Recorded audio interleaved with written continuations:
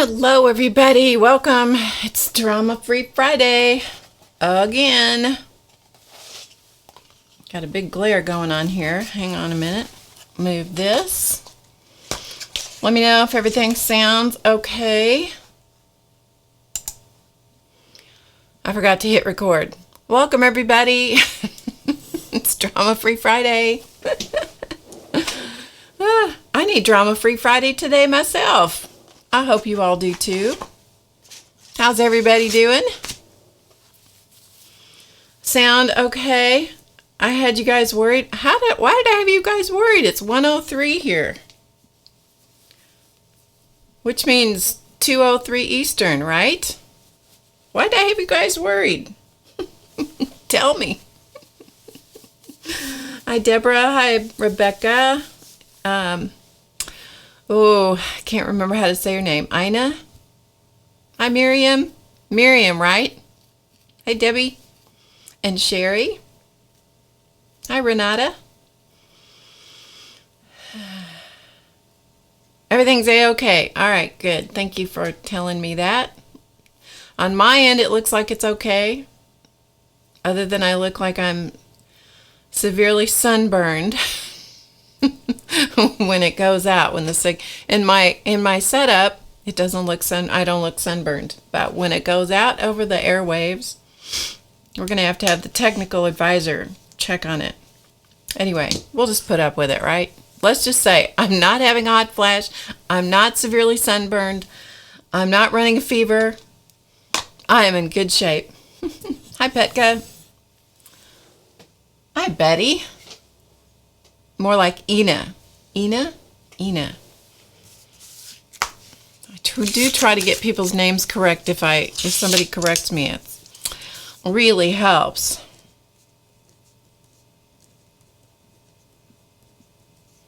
If you correct me, I really like to get your names right. Ina. Great. What a pretty name. Only a bad lens. Hey, JZ. Auntie Michael JZ. I know. Hi, Margaret. It's so nice to have you all here. Thank you so much for joining me. So how's your week going? I hope you've had a good week. It's been super busy here. We've been doing a lot of filming.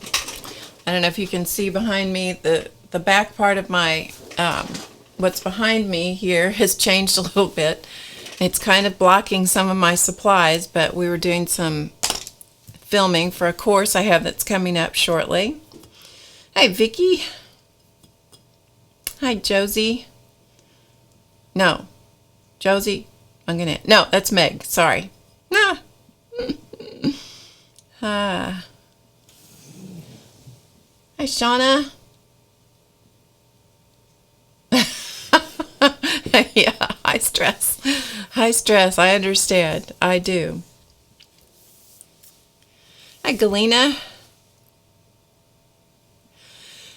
So we're just all going to just relax, take a deep breath, and have a little tea. I hope you have something to drink. It's your choice what you're drinking. I will. No judgment. It's 5 o'clock somewhere, right? Hi, card chick Josie. So yeah, we've been crazy busy around here this week. And when I'm finished with you guys, I'm going to go take a nap. I'm just telling you. I'm going to go take a nap because I think I deserve one. Yeah, exactly, Debbie. I love this mug too. This came from a pottery in Arkansas called the Dryden Pottery. I think it's spelled D-R-Y-D-E-N, I think. And it's a pottery that my mother loved to go to. It's in Arkansas. I think it's Hot Springs. Somebody have to look it up. I think it's in Hot Springs. And it's just a really nice, it's a family-owned business, I believe. And one of the viewers left a comment a few weeks ago and said that it was still there. Anyway, my mother loved to go to this pottery. And so a few years ago, well, it's probably more like 15, 20 years ago. Yeah, at least 15, 17 years ago. I took my parents on a trip because they weren't able to drive anymore. And so one of my sisters and I did the trip with them. And one of the places we went was back to the Dryden Pottery, so it was really cool.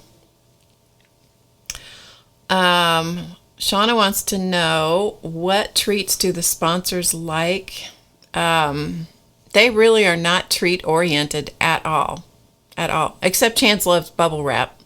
And Debbie Boring sent me a package I'm going to show you, and it made Chance very happy. So far I have not let him have it.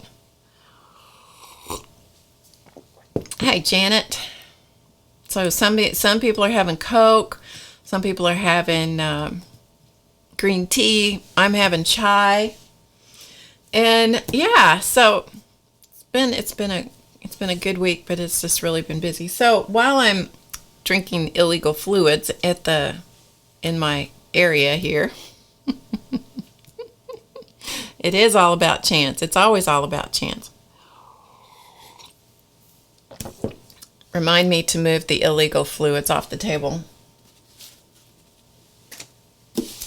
I got this really beautiful, amazing Happy Mail, which, I don't know, you guys, if I ever send something to you guys, you really do not need to respond back to me at all, ever, because I'm a terrible Happy Mail person. I just don't take the time to do it. And when I do take the time, it's like I go in fits and spurts. So when I finally do something, get something sent, it's like some miracle. Anyway, so the very first thing in this box that Debbie sent was a gift for Chance, which she probably doesn't even know it was a gift for Chance. But it is. Look at that. This is the great. I'm going to have to keep this away from him because this is a great size of bubbles for the jelly plate. It's a whole lot of jelly plate goodness right there. Bubble wrap. So Chance thanks you, and I thank you, Debbie. And she sent this really cool card. Oh, Galena has iced coffee.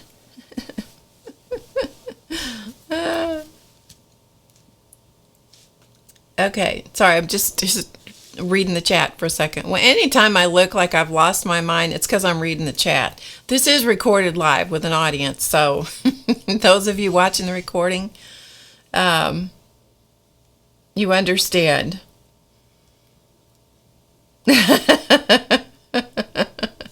Okay, I have to show you this. Okay, I just got this picture. Can you guys see that? Let me try this one. Now, the color is not going to show up well. But that's a whole lot of Barb right there being watched. I'm on the big screen being watched by, this is Coco down here. This is my son's girlfriend's dog. So that's Coco and Barb. Yeah, Mama needs to share. That's right. Linda, don't say that. You're going to curse me. Hi, Kia. Oh, shoot. Don't say that. Hi, Ian. Welcome. So this is what I'm going through, some happy mail that Debbie Boring sent. Debbie's in the chat today. And as I said, anytime I look like I've lost my mind, it's because I'm reading the chat. Oh, and the little dog, when I said that was my son's girlfriend's dog, she is Nikki Beauty Bliss on YouTube. And she does phenomenal makeup tutorial things and all these looks. I mean, I'm going to tell you something. When I put on makeup, I put it on the same way. If you see me looking strange, you're going to know I've been playing with the makeup, which is probably never, ever going to happen. Nicole / Nikki does that. That's what she does. And she gives you great information about makeup and all kinds of tips. And she does reviews on products and all that kind of stuff. So anyway, Nikki Beauty Bliss. So check her out. She's on YouTube. So anyway, this is what Deb sent, and she's got the greatest stamps on this card. Hug inside, open carefully. So this card is really great. She said that she made this card, I think it's a copy of her original artwork, and this she did in a class with Tracy Batista. but isn't that great? Great card. And then she wrote a really nice note, very nice note. And then she also included, this is alcohol inks that she did on some cards from her husband. I'm going to show those here in a minute. And this really great butterfly, which, I don't know, many of you know that I love butterflies. Let me show this to you up close. I got to show these to you up close. Isn't that pretty? It's just beautiful. Hey, Race. Hi, Carla. Isn't that pretty? And it's color on the back as well. Beautiful. And this is her alcohol inks on, it's a card. And this is how do you use ideas from others outside your area of expertise. And these are the colors she used, denim and stream. And that's her husband's consulting company, I'm guessing. I think that's right. So Debbie said that she swatched, she has 20 swatched different color combos of the alcohol inks so she doesn't have to guess. That's a really good idea. Really good idea.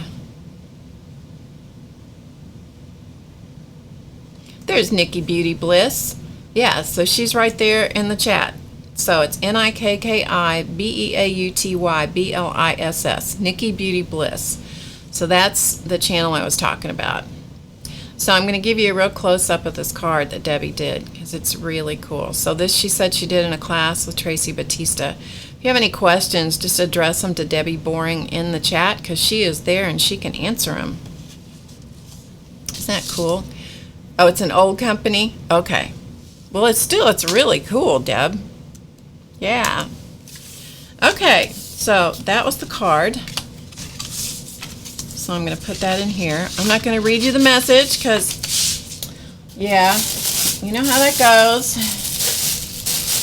So in this box, she has it all wrapped up in music tissue paper, which, of course, is lovely. Since I was a music major, I love anything music. Anything music is great. Now, before I open this package, I have to show you this journal. She sent this journal called Reflections, a woman's own journal with illustrations and quotes. I think I've seen this before, but I'm not positive, but it is the coolest journal, Debbie. I mean, I don't have one, but it's just cool. It's really, really neat. Yeah, I love it. I know. The colors are really cool, aren't they, on that card? So I love journals like this, but it's got quotes and all kinds of things, and the paper is beautiful. It's that parchment look. But look at that. Is this cool? It's a paperback. It's a little paperback journal. It's just really nice. Just really cool. I love that. I don't know where you got it, but that is neat. Thank you so much, because I'm telling you, I have a love affair with blank books and journals. It seemed like you. It seemed like me. It is me. It is. Hi, Josie. We have 2 Josies in the audience today. Yeah. So this is wrapped up. This package was wrapped in a napkin. And look at this cool trim. So it's beaded trim. So that's going to have to go on something pretty fun. Pretty special. Beaded trim. So this pretty napkin. So I'm going to take this off of here. Isn't that pretty? That's going to have to go on. That's going to have to go in a journal somewhere, don't you think? Yes, absolutely. I have not seen a napkin like that. That's really nice. And she sent a stamp, and of course I had to stamp it because I couldn't read it. Because that's how it is. I don't read backwards. I stamped it here somewhere. But anyway, it says handmade by, and then it has a line. But that's really nice. I don't have anything like that, so that was cool. It was great. Hi, Sarah.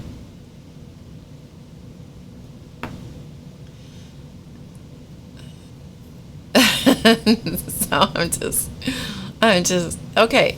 I have to read this. This is from Miriam. My 2 dogs arrived from the dog caregiver. I've never heard of a dog caregiver, but that's pretty fun. who give me one, got a haircut, and a dog friend came with them for the weekend, along with my son. We are a bunch looking at the chat now. Well, hello, bunch in Israel. I'm glad you're here. Thanks for being here. So this is the deck of cards that Debbie was talking about. She said it was from an old, I think she said an old business or old company or old something. So apparently you can't get them anymore. But they're blank on this side, which means they are perfect for doing what Debbie did with the alcohol inks. I mean, that's such a great idea. And then on the other side, we all know how crazy I am because I did a show a few weeks ago about idea cards and all these kinds of cards that inspire me. These are great. These are great. Love these. Love both sides of these. I'm telling you, if your husband doesn't do these anymore, Debbie, he needs to do them again. Just saying. Hi, CB. Her husband used to use these for team building. That's really cool. I love those. I love those. That you couldn't have sent me anything I loved anymore, honestly. Now, these are paper balloons. Gently pull the edges and blow into the hole. Okay, well, I'm not going to do that. First of all, I have lipstick on my lips, and I'm not going to do that. But these, I will definitely test them out. I think I've seen these done before. These are really beautiful. And look, everything's wrapped in things that she either made or she knows that I can use. Very thoughtful. But look at these. Aren't these fun? Paper balloons. Paper balloons. So they're like origami paper balloons. I'm supposed to art on the cards. I'm not supposed to read them. I'm going to read them. You can't stop me. I have to read them. They're really cool. I've already perused them. So, paper balloons, which I'm not going to blow up. Jelly prints, okay. I'm not saying that, Carol. CB, I'm not saying it. Okay, so this looks like a piece of jelly printed deli wrap. And inside, she says, I thought I'd send you a few samples of my alcohol inks on top of deli paper. She says she stacks 6 pieces of paper so it seeps through the layers and gives different effects. Now that's a great idea. That is a great idea. So put 6 pieces of deli paper, stacks them up, and then starts doing the alcohol inks through, and then they go through. That is great. What a fun idea. Love me some alcohol inks and love me some deli paper. I'll tell you, those are great. Love them. Love them. Is Carrie here? Hi, Carrie. Hi, Fabric, Paper, and Beads. I don't know what your name is, but if you want to share it with us, that'd be great. If you don't, that's okay.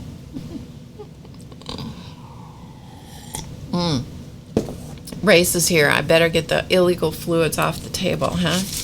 Okay, I haven't opened these, so I don't know what's in here. So let's look. Oh, I do know, because she said it in her card. She made paper clips for me out of the scraps of stuff that I sent to her. Hi, Pin. Yeah, so she made these great paper clips. Okay, let me show them to you. Let me show them to you, because you got to see these. So I sent her just a bunch of scraps of fabric that I had done, and so she repurposed them and sent them back to me. How cool is that? Into paper clips. So I can put them in my journal and books, bookmarks, and what have you. Aren't those cool? Oh, Brenda Moffat. Oh, cool. Hey, Brenda, I haven't seen you in ages. And then look how she sent them. She paper clipped them onto a piece of plastic. Is that nice? Charms. It's great to see you, Miss Brenda. Oh, Race is not here. Okay. All right, well, that's good. Then he doesn't see what I'm doing. And then she sent, it's wrapped up in deli paper that she painted. So that's neat. Okay, I think there's more. Let me show you. So I have another package. Yes, indeed. She knows me. She knows me. We've never met, but she knows me. She knows me. It's a message I need. Be led by joy. Enjoy the journey. These are just so cool, Debbie. These are so cool. And this was wrapped in another piece of painted deli wrap. I'm telling you. Yeah, life has gotten in the way of art. Boy, that can happen. That can happen. And this was the other package. These are just amazing, Debbie. Now, Miriam says, and now I need to put them on a journal and send the journal to her. Yeah, exactly. Sing, break out in cheerful song. I was trying to remember. I wrote this down in one of my, it was when I was getting ready one morning, and it was Sarah from My Serenity Craft said, it was something about singing. Maybe one of you guys will remember. I'm trying to think of what it was she said. Oh, I can't remember, but it was something about, oh, that was just her happy noise or something like that. It was great. Yeah, the never-ending swap, Carrie, that's right. But look, she stitched around the edge of it. This one's stitched around the edge. Perspective changes things. Boy, isn't that the truth? With some beads and a charm hanging off the end. That's so great. What a great idea. And she put glitter on, but it's all stuck down. I appreciate that. Aren't those great? I know. So Debbie, from me to you, thank you so much. That was a lovely, lovely gift. I would say I wish you hadn't, but I'm so glad you did. And Chance thanks you too, because he loves the bubble wrap, and he will have, bubble wrap is something that I have to put in a box, and I have to put it away, because if I don't, he will get into the box and then he just chomps the bubbles to hear them pop. It's crazy. Okay. Yeah, Debbie says she can't do anything without sparkle. Well, I appreciate the sparkle as long as it's not flying around in my face. Okay, let me get rid of the illegal fluids and let's get busy. So while I do that, I'll let you look at the dog house. This is one of the dog houses that I made last week. And so I'll let you look at that one while I get rid of the illegal fluids off the table.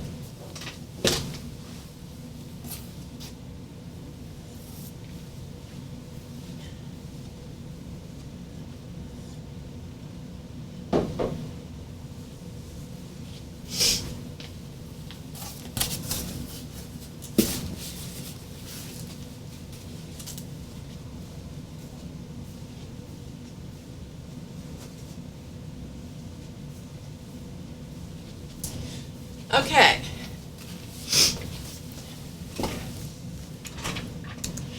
So I love showing what you guys create too. That is my favorite part about anything that you happen to send me, whether it's email or Twitter or I have to admit, I'm not great with Facebook. I'm trying to get better with Facebook, but I'm not great with it. I'm better with Twitter, but I love sharing what you guys do, and so it gives me a great deal of pleasure to show you the things that Debbie sent. I love that. Yeah, love that. Hi, Lisa and Judy and anybody that I happened, not to greet you as you come in. Please know that you're welcomed into Drama Free Friday. I'm so glad you're here. So even if I don't happen to catch you as I see you in the chat, know that I'm so glad you're here. And anybody watching the recording, please join me anytime on Friday, 2 p.m. Eastern. I stream every Friday, unless something earth-shattering happens. Okay, so we'll take a look at, let me zoom out just a little bit because that's real close. So this was the doghouse I made of Muppet. Now Muppet is our little dog. She is the one that we have at the moment. And so this is Muppet, and she has a long story, which I've told a number of times. And so the words I put on here were Happy Muppet, my friend. She spends a lot of time with me in the studio, and when she's not in the studio, she's downstairs laying on her couch. Yes, she has a couch of her own. Yes, she does. She has her own, very own couch. It's kind of sad, but she does. Anyway, this is a porcelain button that I put on here. I put little bones because she really likes bones. So she's dreaming of bones, and there's a little footprint button charm. Oh, it's a button. I cut the back off of it down here. So this is Muppet, and then this is the string that I did for her. So it's just using all the different colors of the fabrics that I used in the roof, and made the little string so it can hang up. So anyway, yeah. So dog houses, that's what we did last week, from scraps. Everything was from scraps. And did I think I was going to use up my scraps? At least make a dent in them? I did. You can't even tell I used anything. But, you know, when you're goofy enough to use little tiny pieces like this, come on, you're not going to use up your scraps very fast. Let's be honest. Anyway, so it's a dog house. And the other side is just some leftover quilting fabric. This was also in my scrap bin. And so this was actually this is leftover from quilts I made for my grandsons a number of years ago. And so I recycled it onto the backs of some of the dog houses. This is the salvage edge from the edge of fabric. So I used that as my basis for piecing the ribbon. And because it would not show up in any other way, I took a scrap of this printer fabric that I had left, because you don't print every square inch of it, and I just signed it and glued it onto the back. So there you go.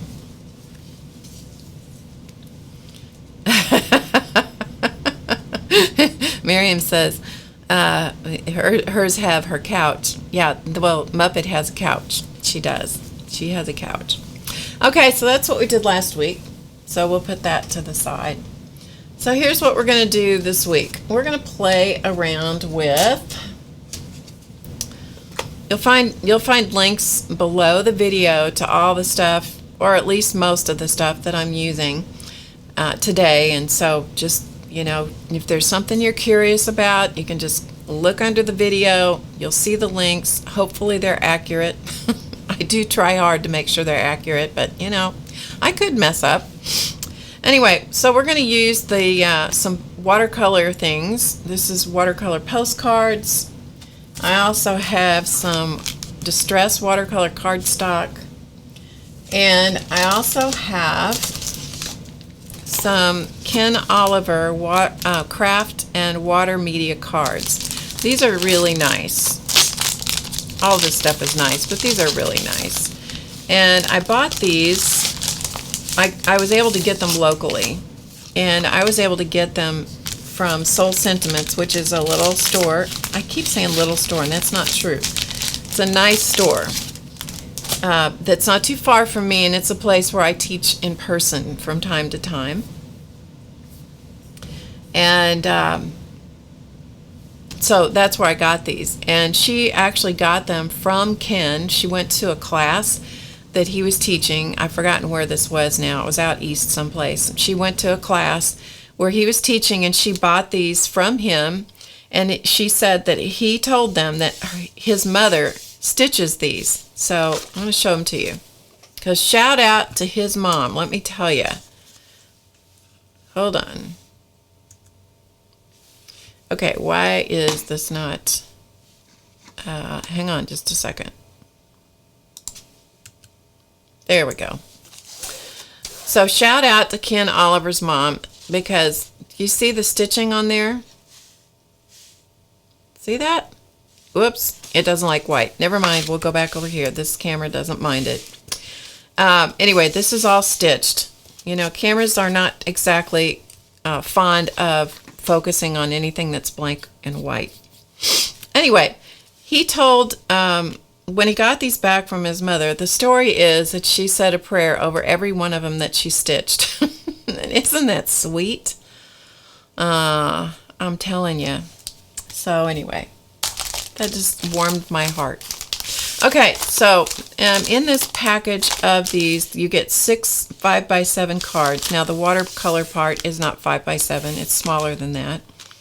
Let me tell you exactly what it is. I'm going to reach my ruler here. Okay, the Kraft part of it is 5x7. The watercolor part is 4x6. Okay, so that's what these are. So I've got those, and then I also have, because you need to have extra paper on hand to do stuff like this. Hey, Miko. I also have my visual journal, and this is the watercolor paper. So this is cold pressed watercolor paper, visual journal. It is 140 pounds. Let me peel the price sticker off. I got this one at Hobby Lobby. So if you have a Hobby Lobby close to you, you might be able to get one there. I did not put this in the, I didn't link this in the chat, so, I mean in the, yeah, in the description box below the video. But there you can see it's 140 pound watercolor paper in a journal form. Hi, Donna.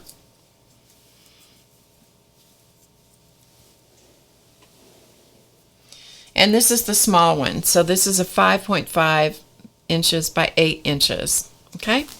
And so I like having stuff like this so I can use up the extra watercolor stuff that we're going to be doing. So I just have that ready so I can use that. And then we're going to play around with Ken Oliver color bursts. And so that's what I have. I don't have any of the metal, his metal paints at the moment, but I do have all the color bursts. So we're going to play around with that. All right, so that's kind of the raw materials.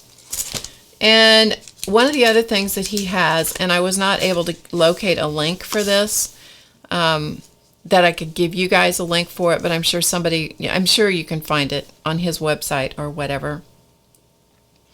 But this is a stencil that's really cute, and this is called Colorful Cat. And of course, any of you that have been here any time at all, you know about the sponsors. And so I love the way he packages his stencils because he's always got the color coming through the back side. So isn't that cute? And I did use this, so I'll show you in a second. So here are some of the ones that I've played around with already. And this is the Strathmore watercolor postcards. So that is what we have here. Let me show you.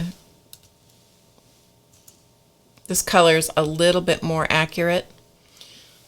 And so that way I can show you.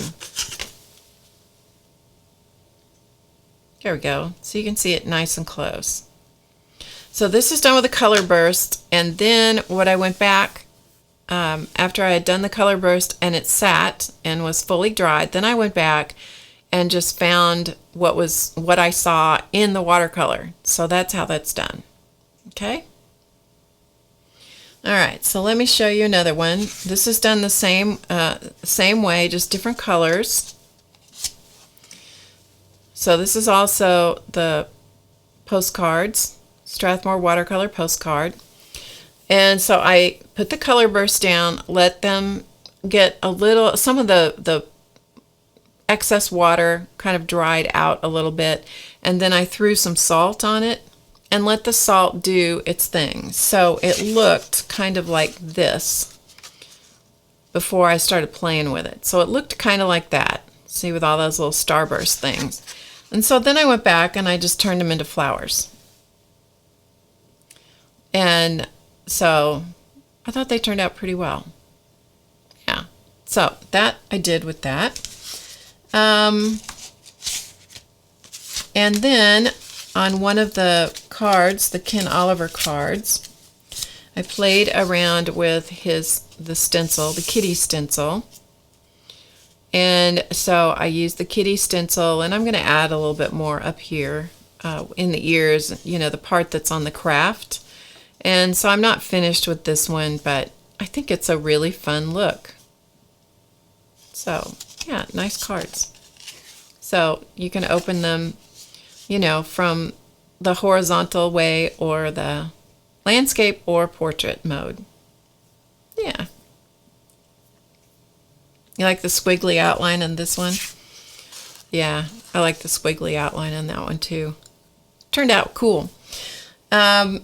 So I'll show you some of the other backgrounds. And of course, when you're working with things like this, you have no idea how they're not repeatable. They're just not repeatable. So, and you also cannot be attached to the outcome. So nothing has been done to these other than putting the color on. But we're going to play around with some of these things. There's another one. And another one. Okay, so these are all done with the color bursts. And there are 3 different sets of the color bursts. They're the earth tones, the brights, and the Caribbean brights. And then there are the metals. I think there's 2 sets of metals, which I do not have. Okay, so that's kind of what we're going to play around with, and we'll see where we get. How's that? Does that sound good? Just thinking about what I'm going to do here. Let me just show you the color bursts, and you'll find links to the color bursts in the description below the video. And I don't know which one goes with which set. I don't have that written down, but I'm just going to read off the colors to you. There's ultramarine blue, turquoise, phthalo green, lime green, chartreuse, terre verte, T-E-R-R-E-V-E-R-T-E, sepia,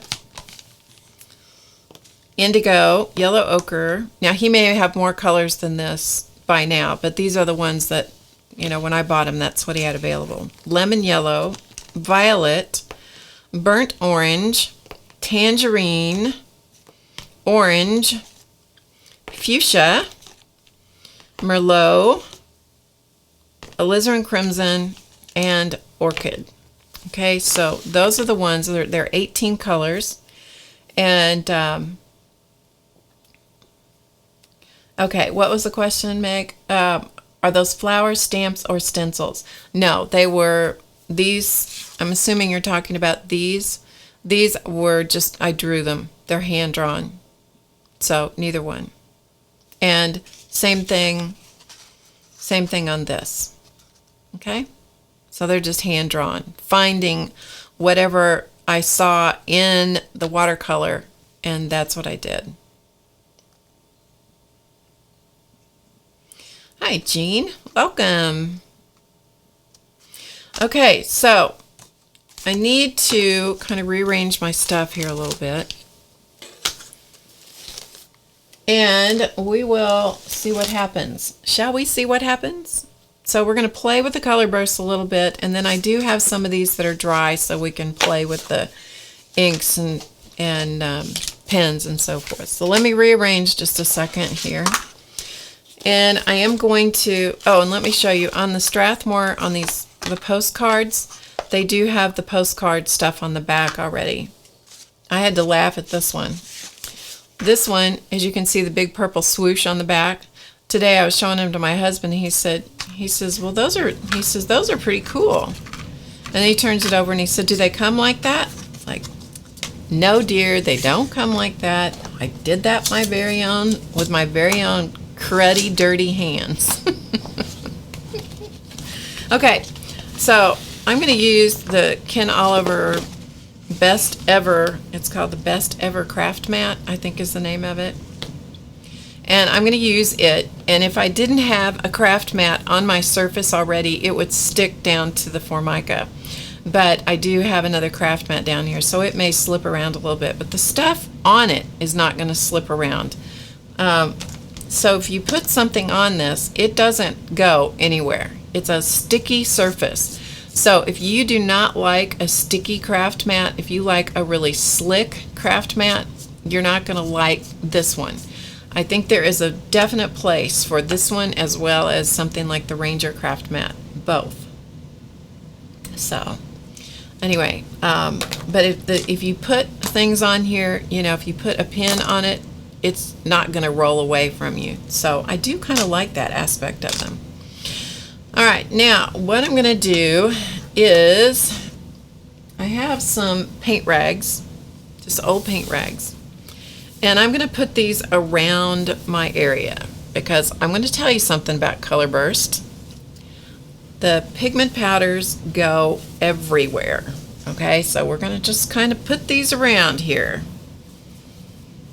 And I'm going to put the color bursts here. I'm going to arrange these the way I want them here in a minute. Oh, and I think he also has a color burst. I think he has a color burst in black, I believe. I think I saw that today. He had a pitch black. So there may be other colors out there, ones that I'm not aware of.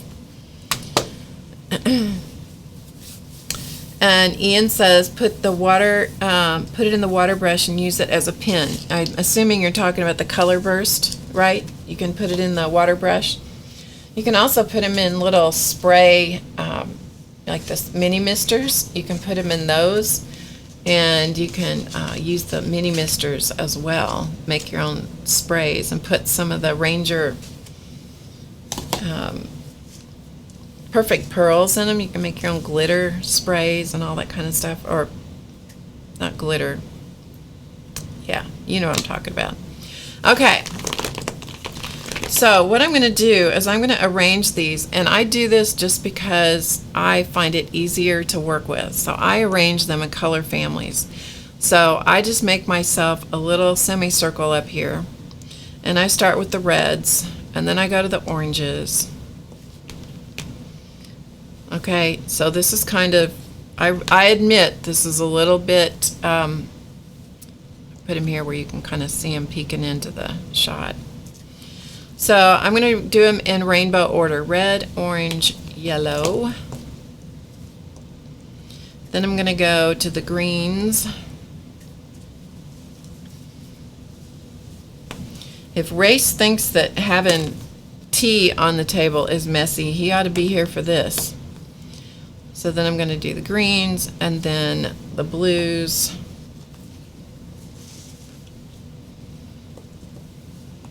Let me scoot them over a little bit. I know, this is just, it just makes it easier for me not to make mud by having the colors arranged in families. Okay, so we've got the blue, indigo, violet, and I have one that's a sepia. Okay, so I just have them kind of arranged in a rainbow order. Oh, and by the way, if anybody has things that they want to say to me or get my attention, please put them in caps. Ian says, yes, that works great. Cool.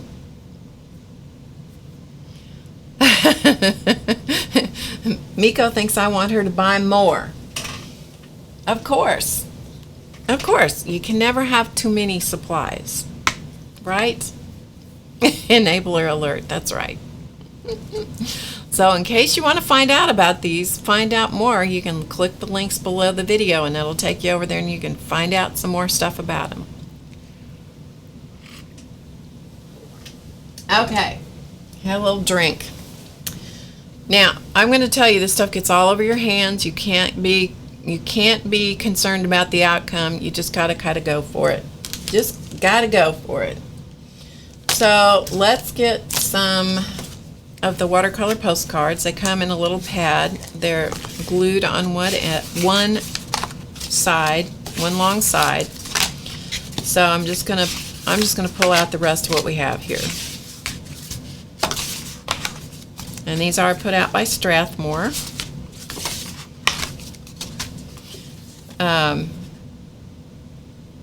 They're 4x6, 140-pound watercolor postcards. They are like Brusho. Yeah, they are. I don't have any Brusho, but yes, they are. I want some Brusho. In particular, I want the black Brusho. This one could be tricky to get out because it's really attached to the glue. All right, we won't worry about that one. I'll deal with that one later. So anything that goes on this mat is going to stick to it. And that is handy. I have to say, that is handy when it comes to the color burst, because it kind of grabs the color bursts. So I'm going to make sure that I have them the right way up, you know, so I don't, because I do tend to get myself kind of thinking I need to work one way, the right way up. Now, before I do this, I have a little spray bottle of water, okay? So I have a little, this is just a little spray bottle of water. And just to help control some of the powder, should it get airborne, because I should not have the ceiling fan on, but it is on because it's warm here. And I have on old cruddy clothes, and I also have an air conditioner on. So it could take the powder and kind of make it move around, which is not good. So in order to help corral some of that, I'm going to take this fine bottle, Mr. bottle of water, and I'm going to spray those paint rags that I put around here, okay? Yeah, Race just had a heart attack, but you know, that's the price you got to pay for creativity. Just got to deal with it. Okay, so that will help, hopefully, it helped last night when I was playing with these. It will help control some of the water, okay? And Debbie says she has the nuance powders. Yeah, I think they are. I do believe they are very similar, if not the same. All right, so you can start out with your hands nice and clean, and as soon as you touch one of the bottles, they're going to start getting messy. And that's just the way of it. Okay, so to start out, let's just spray this. So I'm just going to spray this postcard, because there's lots of different ways to do this, so we're just going to play with them. I am by no means an expert. Absolutely not. And I also have in a container here, I have some salt. This happens to be kosher salt, so it has a little heavier, the grains are a little heavier. So there you go. All right, let's just start with some reds. So this is fuchsia. Okay, this is fuchsia. So I'm just going to tap the bottom of the little bottle, and then I put the cap back on it. Okay, if you leave the caps off, you will not be happy. Then this one is alizarin crimson, or as many people call it, alizarian. I don't know where they come up with that, but hey, whatever. Okay, so some alizarin crimson, and then just for something to contrast with that, let's do some tangerine. Well, no, let's do some lemon yellow. Hey, Lindsay, nice to see you. Thanks for joining us. I'm playing with color bursts today, Lindsay. Lindsay has a lot more experience. Lindsay, the frugal crafter, has a lot more experience with the color bursts than I do. Now, one thing I've noticed is that some of these come out of the bottles easier than others, and so sometimes you have to kind of, you know, encourage them a little bit. And the yellow, I think, is one of those that I found needed encouragement. But you can see how they burst into color, hence the name. Now you can do a few things. You can either add more water, spraying, so we'll do that here, and encourage the colors to do their thing. So I've done that on half of it. You can also use a brush. I don't have good watercolor brushes. I know, but I don't. And you can just use a brush. This is just an inexpensive brush, and you can encourage the colors to move around with the brush as well. Or if you're brave, you can just get your finger in there and move them around. And I did some finger painting with some of these a few weeks ago on some stuff, and I'm like, That is pretty neat. Okay, so you caught the idea. You can kind of do what you like. Okay?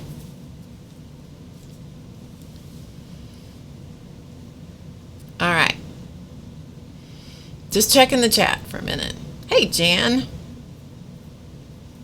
All right, so I'm going to just set this one. Well, maybe you know what? I'm going to add a little tiny bit of Merlot in here.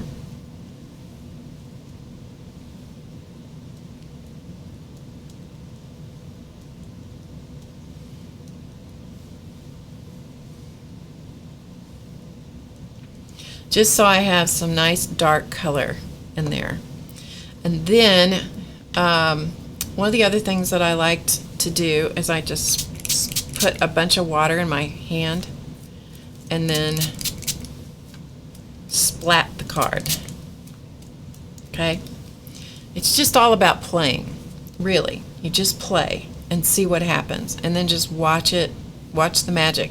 If the dark is too dark, you know, if you don't like that kind of dark thing going on, then you can always get your brush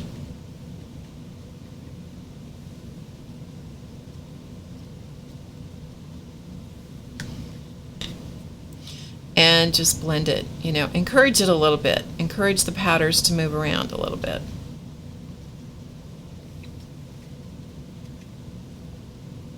Okay, so you kind of got the idea. Then you can do a couple of things from there. You can either take another postcard and put on top of it to soak up the excess pigment, or that's why I have this other journal right here. And of course this is going to change the minute I do this. And then just print it off in my journal like so. And that's how the back of that other one got pretty purple on it, because my hands got stuff on it. And then you can take the next page and just get color on that page like so. All right, and then I just set this off to the side and let it do whatever it wants to do. And then because it's pooling down here, I'm going to soak up a little bit of the extra water that's down there. Now, if you want to put salt on it, you can do that. I'm going to just let this one just be just the way it is. I'm not going to do anything to it, so I'm just going to set it off to the side. Okay? All right, so there's that one. All right, let's do it. Shall we do it again? Shall we? Okay, so let's do another one, but this time let's take the water with the brush. And it's just smacking. It's just smacking. There's no dragging. It's just smacking. So this time I'm going to put some water, which now of course has gone slightly pinkish. You really need to have multiple things of water, but we're not going to do that with Race in the house. I know he says he's not here, but he's here. He knows. He's already over there having heart palpitations, having me have water around the computer equipment. I know this. All right, so I'm just painting some water on it. So we've done red, and so we've done a little bit. Let's go to the yellows. We tried to use yellow a minute ago, but we didn't get a whole lot of yellow, so let's do some yellow.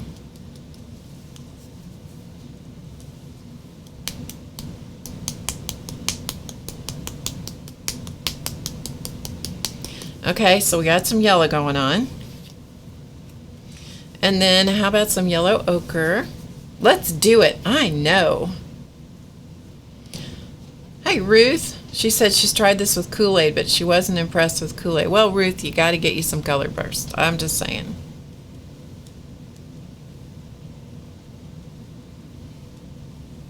Now, one of the things that's really cool, I don't know if you can see this. I'm going to hold this up to the other camera because it's not super wet, so I'll be able to show it to you. One of the things that's really cool about these pigment powders is that sometimes, I guess it's the formulation, you know, I would have to talk to somebody that really knows how these things are made, But sometimes with the formulations, you get these interesting things. You get reds and you get greens that come out, even though what I was using was yellow ochre. So I think that is spectacular. Don't you think that's cool?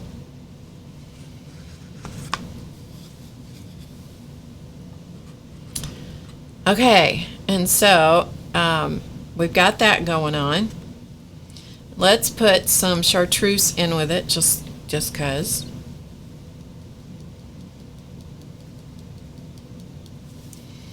And if we need to encourage it, we'll add a little water to it. So we'll put a little water here and there.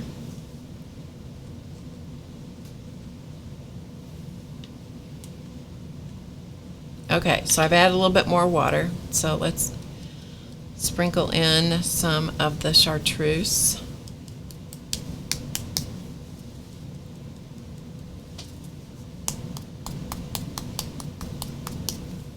And you don't really want to squeeze these bottles too much. It's better to tap them or shake them a little bit, because if you tap, and this one is really it's a little ornery when it comes to getting the powder out of it. Okay, so we've got a little chartreuse going on, and then maybe let's do just a little bit of lime green, shall we? Yeah, some of them come out of the bottle super easy, and some of them come out of the bottle not so easy. That's what I've found. I don't know why that is, but okay, so see? Immediately you start going colorful. You turn into your own kind of rainbow. Okay, so spraying a little bit more water on there. And because I painted the water around the edge, the water is, the pigment is stopping at the edge of the water. And Lindsay is, if she's still in the audience, she can explain to you, I'm sure, why that happens. Or anybody else who is great with watercolor. I'm not. I'm just playing. But for whatever reason, it does not go beyond where you have put the water. And then I just soaked up some of the excess water. But pretty cool, huh? Okay, let's take a look at it.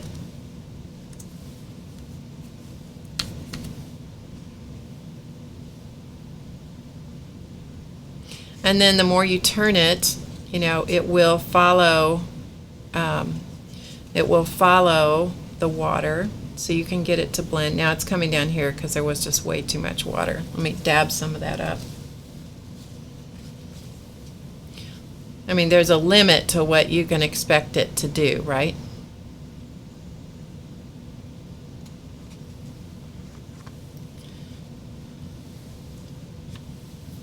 Hi, Rach. Okay, so, hi, Eileen. She puffs hers. You get a better design if you puff them. Okay. And soda ash makes the dye permanent on fabric. Just reading the comments for a minute. But I think they're pretty cool. I have to say, I like them. I like the colors. I like what they're doing. And so now we're going to take this one and I'm going to sprinkle some salt on it. Okay. So I've got some of the kosher salt. I'm just going to sprinkle a little bit on it, and you can immediately see that it's starting to react, and so I'm just going to set it aside and let it dry. Okay, so let's go for another one, shall we? Alright, I'm going to let you guys tell me what colors you want me to use. So, while I take a sip of tea, you guys tell me what colors to use.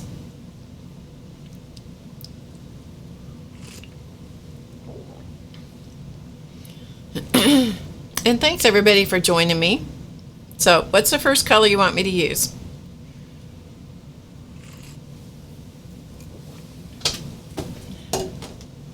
Boy, we must have a purple. Okay. So we have violet and we have orchid, so we'll use both. How about that? So let's do some, this time we'll just do some dry powder, okay? And then we'll put some water on it. Purples and blues, purples and turquoise. Okay.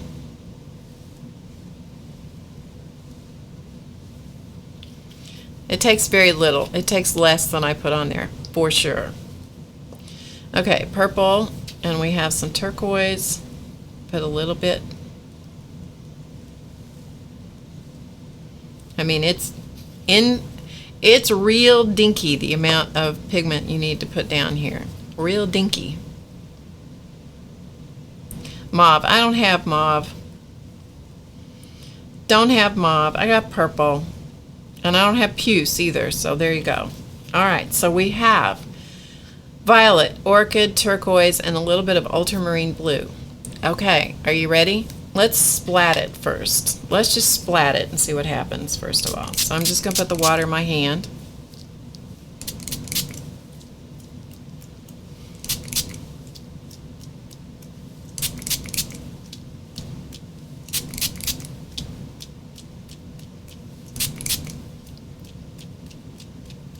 Okay, so we've got a little splat going on. I'm going to use my watercolor. Well, here, let's just use a different postcard. And we're going to put this on here and see what we get it to do.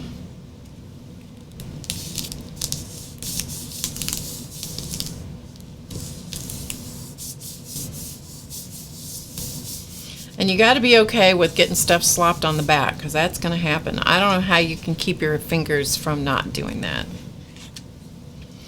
Okay, so we got Rorschach ink blot test going on. All right, so on this one, let's just add a little bit more water. Just spray it this time.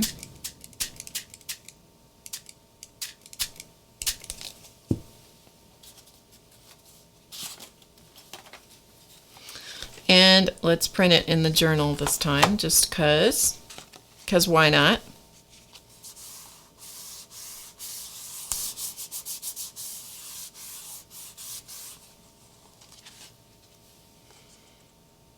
It's getting somewhere.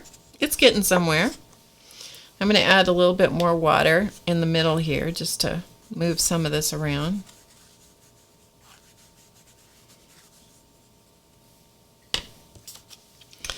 And I'm going to print it over on this other side.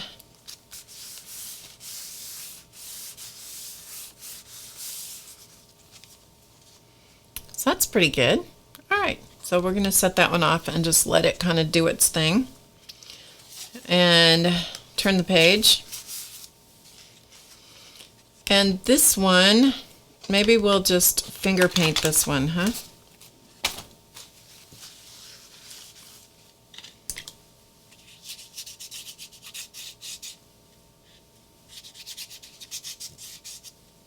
So I'm just dipping my finger in water.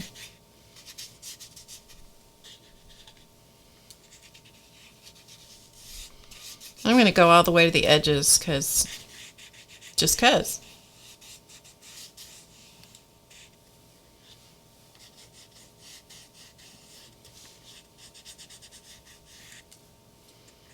Okay, so I'm going to leave it alone. Well, maybe not. Maybe not. Use a piece of paper towel.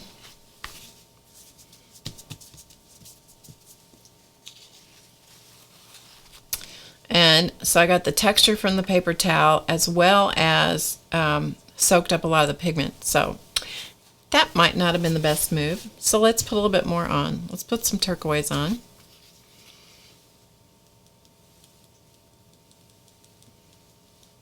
Add a little more turquoise to the party.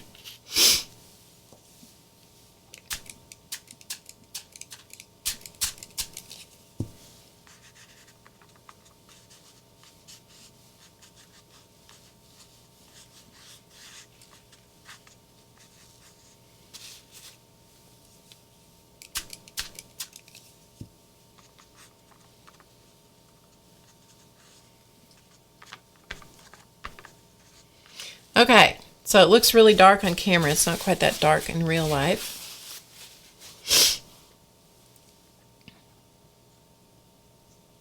All right, so we're going to set this one off to the side. And maybe this one will add some salt too. See if we can get some movement with the salt. Okay, so we're going to set that over by itself. And as you can see, you start just getting more and more pigmented working with these powders. All right. So let's, this is something that, well, we'll just keep playing. I was going to say, play around with something else, but no, let's just play with this. All right, let's go back to spraying it with water. And this is burnt orange.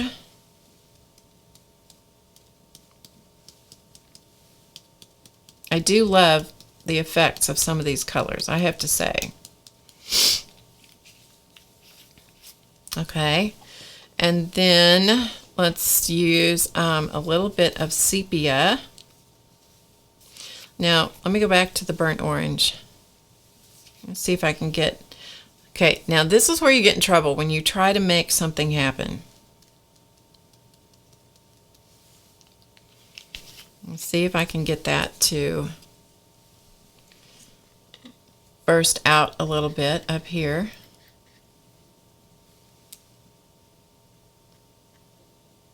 Just add a little bit of water.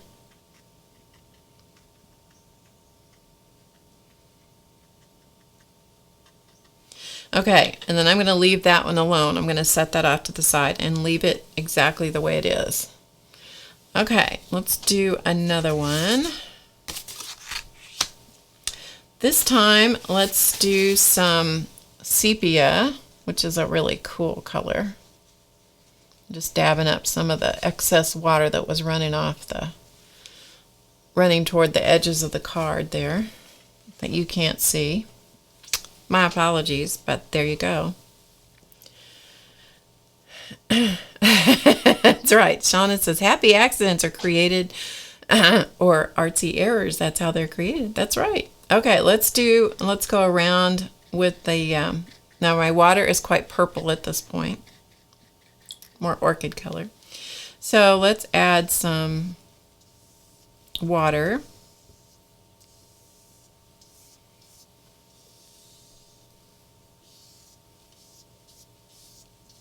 Are you guys having fun yet on a drama-free Friday? Okay, let's use some sepia. Hi, Carol.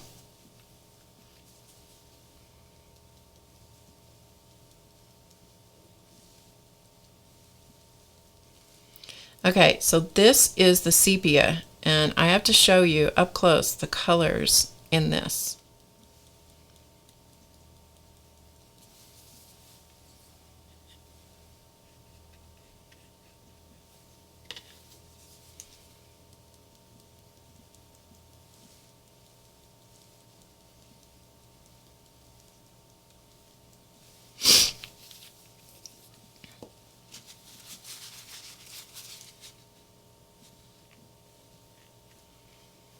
So I'm just dabbing up the excess water in this one spot. But yeah.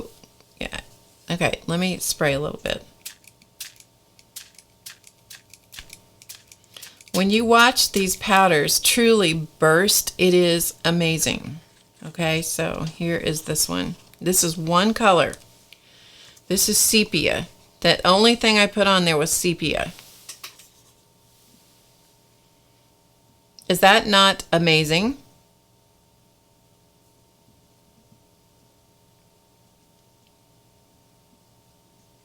I just think they are cool.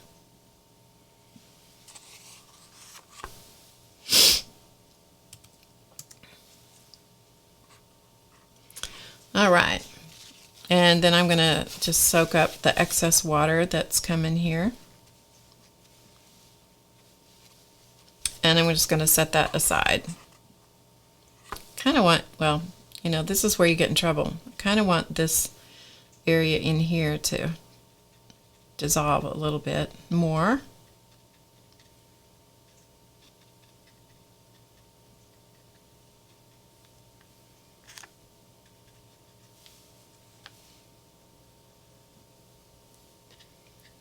That way it's got a little bit of variety, not just the light, but have some of the dark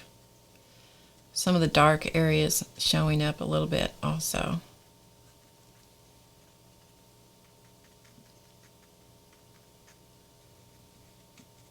Okay, stop messing with it, Barb. Leave it alone.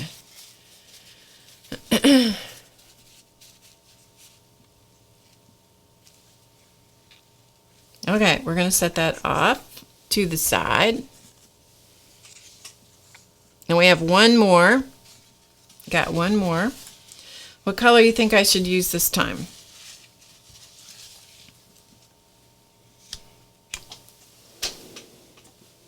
Tell me what color you want me to use. What else might one use these powders for? You can do a number of things with them. You can actually mix them in with like matte medium, and then when you paint, you know, use them like paint. And so the matte medium is going to make them permanent. You can use them in different kinds of like modeling paste and gel medium and things like that. Pink and turquoise. Okay, the closest I have to pink is fuchsia, I think, and it's not super duper pink, but hey, let's go for it. All right, so we'll do fuchsia and turquoise. That sound good? Here, let's just spray it this time. So I'm going to flood it with water.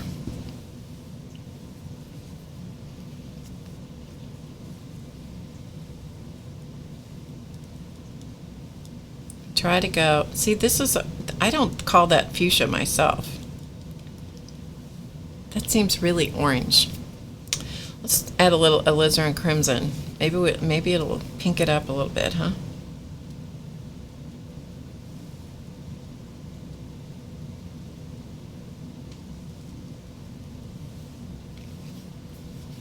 I don't know. Do you call that pink? I call that orangey. Like orangey red. Fuchsia I think of as more of a purpley red. Yeah, it looks orange to me too. I'm not going to squeeze it. Are you kidding me? I'll have powder everywhere. There's no way. There's no way we're squeezing the bottles. Mm-mm.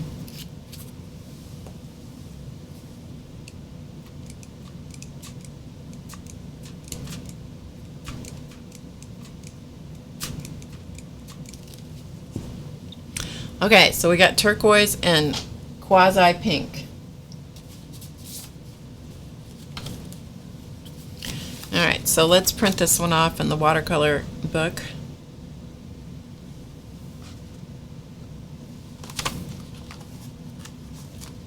First we'll drip it, then we'll print it. How's that? See what it looks like when I pull it up.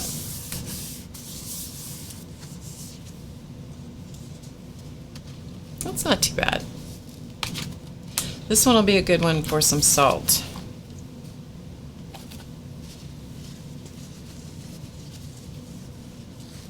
Do any of you guys know if these react with alcohol the way regular watercolor does?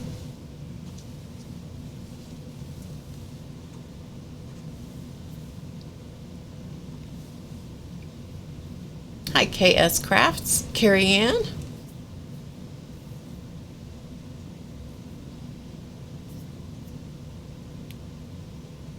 So I'm waiting to see. Rach, do you know if these react to alcohol?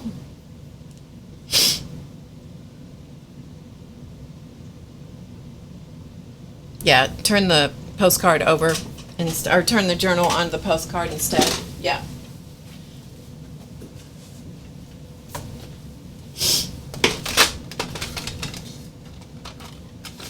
Okay.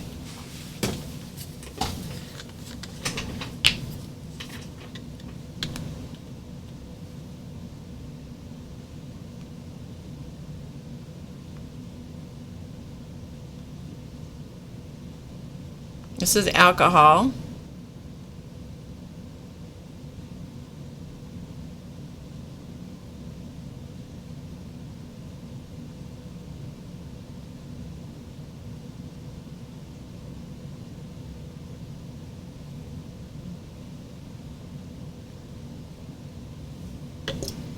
And the alcohol I'm using is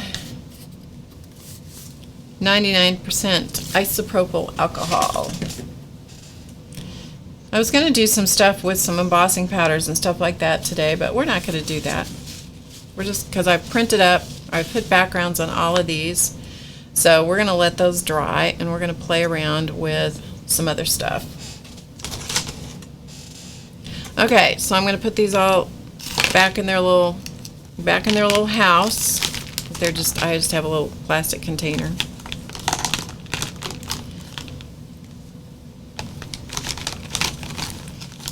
But I find that stuff like this, I will use it more if I have it in something that I can just grab the thing and take the thing with me, so I can just grab it. It's got all the color bursts in it. Then I can do something. Okay, so we'll get some of the excess stuff off here.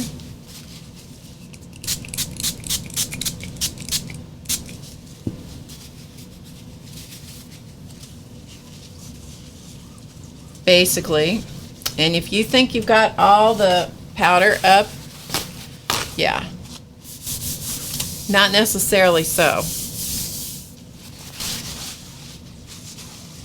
So that's why I have the towels, the paint rags around the outside edge, and that I sprayed them with water so they would kind of help control the pigment. You know, one of the things we didn't do is we didn't play with one of these. So let's play with one of these first, and then we'll do something else. Okay, let's stamp on this. So I'm just getting some stamps.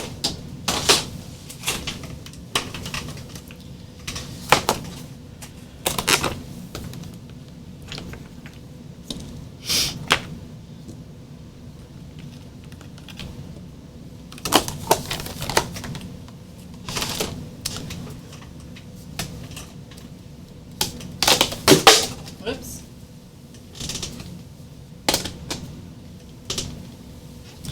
Okay, so let's just stamp on here and see what happens, shall we?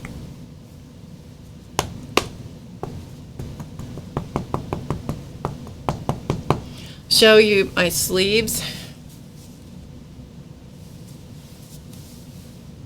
So far it's not too bad. There's still time to mess it up, however.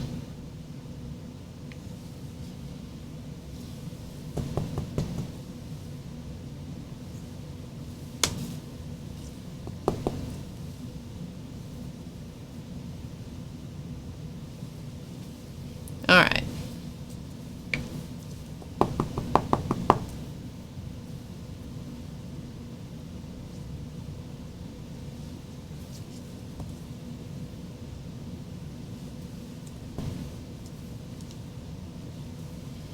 All right, so we're just going to kind of play around with that. Nothing fantastic.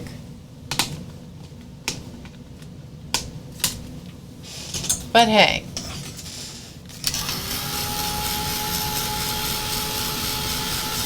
Draw something with clear wax and then have a go at it. That's a good idea too.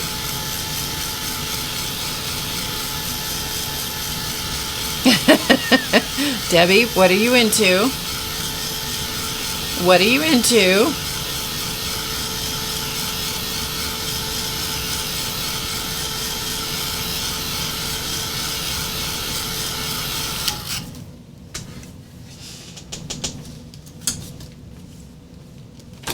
Okay, we're just going to play with this because that's all this is about, is playing, right? So let's use a little bit of alizarin crimson.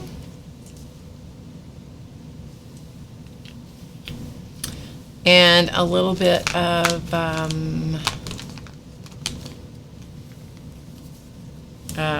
lemon yellow.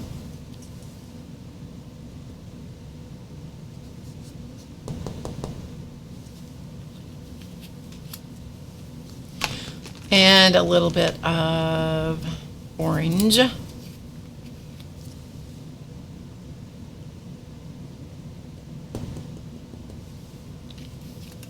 And we'll just kind of play around with that. Maybe we'll put out a little yellow ochre too. Okay, so I've got just little teeny dabs of the pigment out on my mat. And I've got a water brush.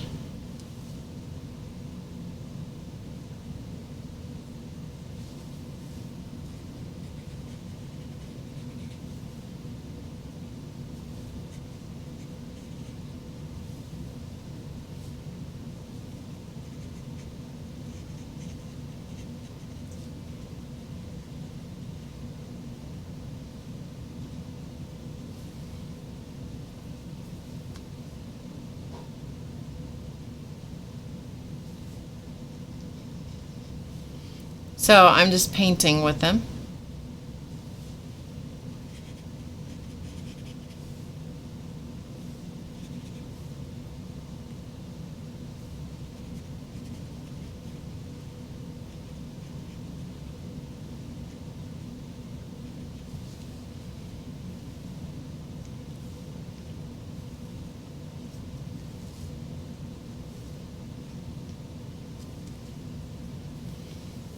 And maybe a little bit more, maybe we'll use a little bit of orange.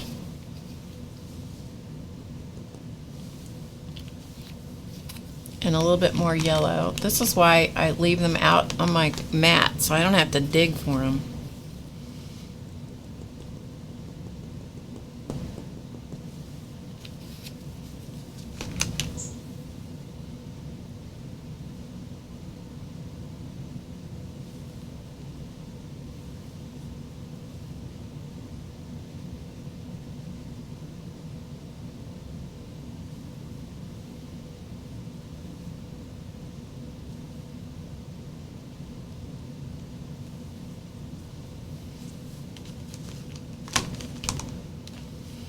And then I'm just going to put a little bit of lime green,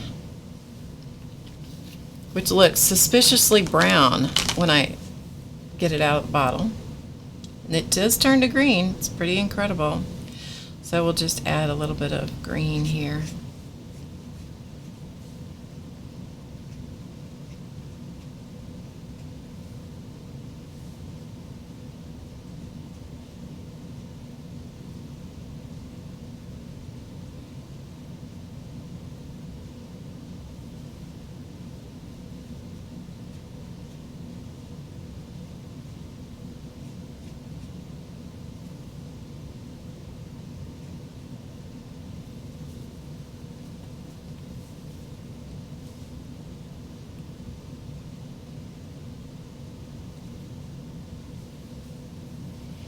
And then we'll do something else with it. Who knows? But we'll let this much dry.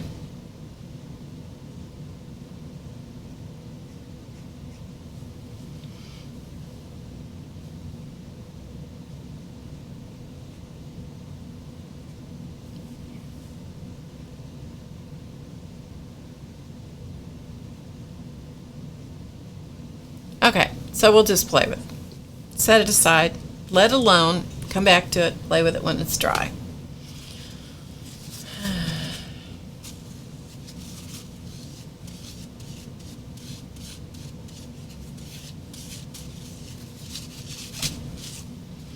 Okay, so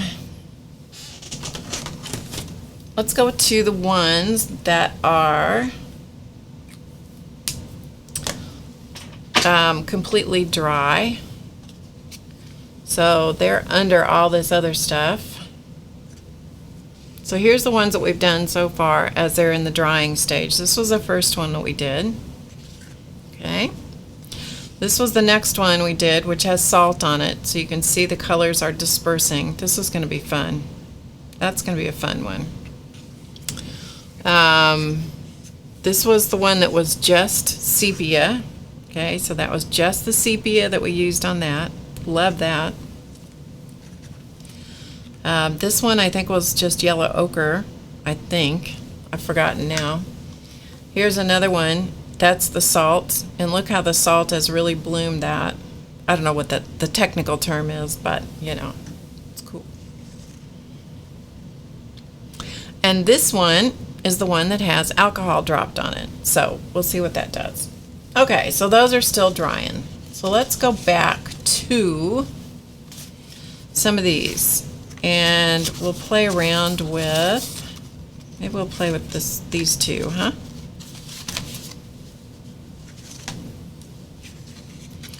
So what works for me the best is to look at the thing, and I kind of need to find which way is the right way up. Or I could turn it and make it, you know, a portrait style rather than landscape, but we'll do it landscape just 'cause. And I kind of look at it and figure out where the shapes are that I want to play with. And so I'm going to, of course I've got crud all over my hands. Let me go wash my hands real quick to get the bulk of the stuff off my hands.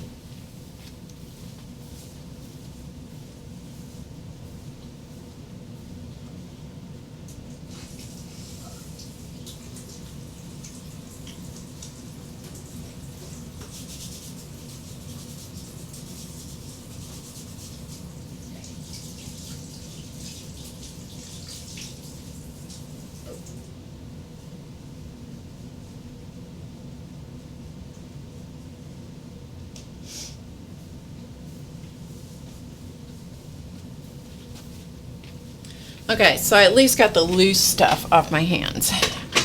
So what I like to do is to use a pencil and kind of define whatever it is. So I'm going to say that this looks like a flower shape to me.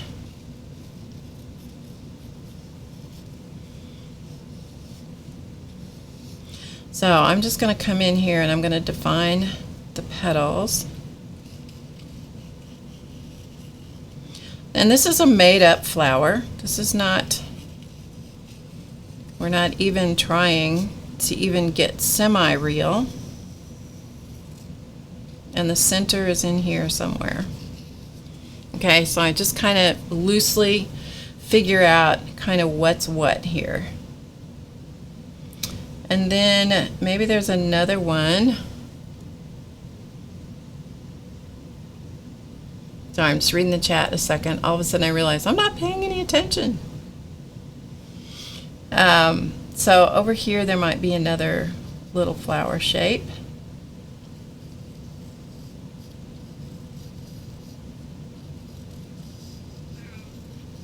Oh, Charlie is tuning up in there.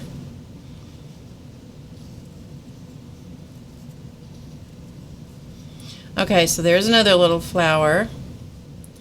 And, you know, it seems like there's one here. Kind of like, I'm just following the shapes of where the colors have gone.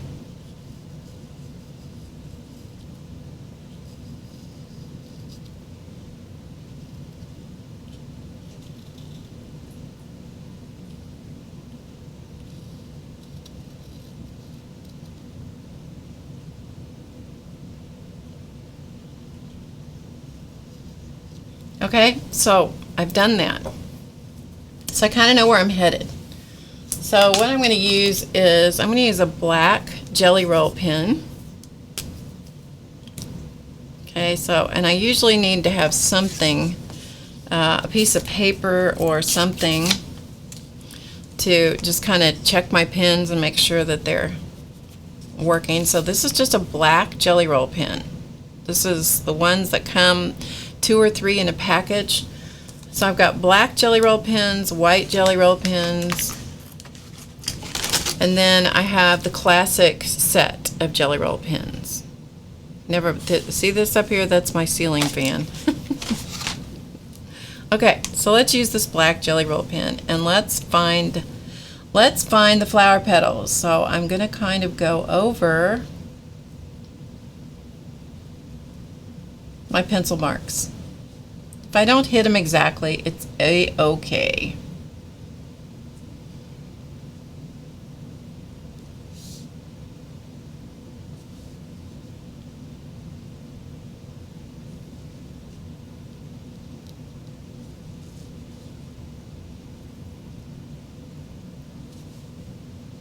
And it does take the Jelly Roll pen a second to set up, so you do kind of want to keep your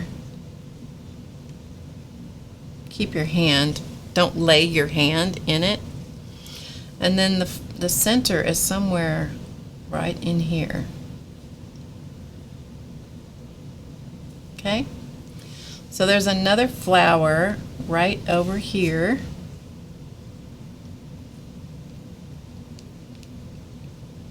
You can see all the center bits in there.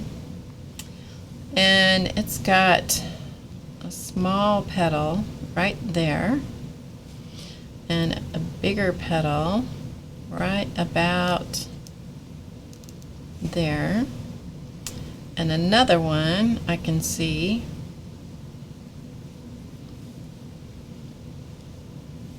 right there, and then a super big one right in here.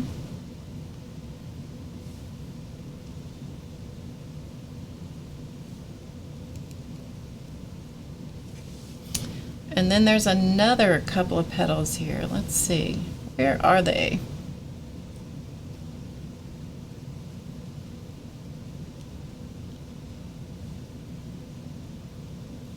Like so. And then there's another one.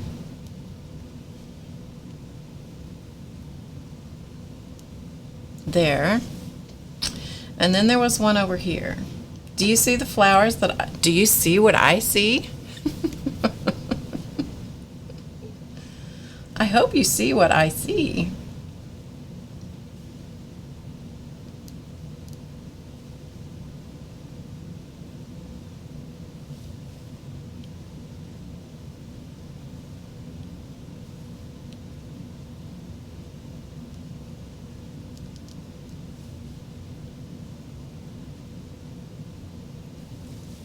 Did you see those flowers in there? I mean, really, they're right there.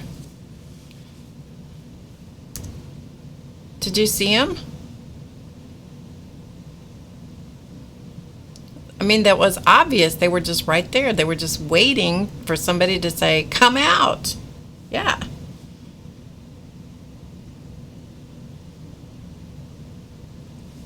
Sing it, Barb. I'll get in trouble if I sing it.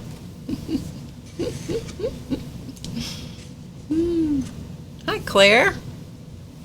How are you doing? Haven't seen you for a while. And Joe, hello. Okay, so we have found some flowers. Now we got to figure out what to do with these flowers. All right. So let's go back to one of these other ones that I did. This one.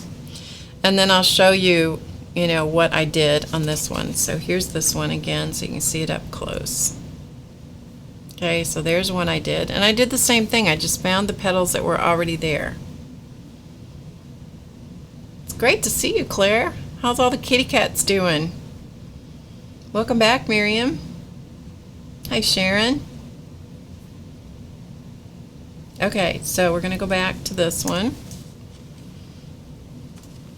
So what I did, you can use a Pitt pen to do this, and actually we'll do that if I can find it in this mess I have managed to create here. And again, this is a felt tip Pitt pen, and this is the size S, which I think is for small.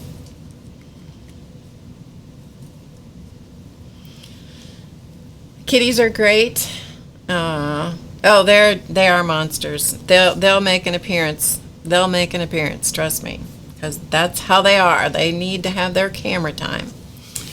Okay, so what I'm going to do here is I'm going to come from the outside edge of the petals, and I'm just going to come in toward the center, but I'm going to follow the outside edge. Let me see. I don't know whether you can see it over here, but I'm going to try. Let me see. Let me see if I do it over here, if you can see what I'm doing.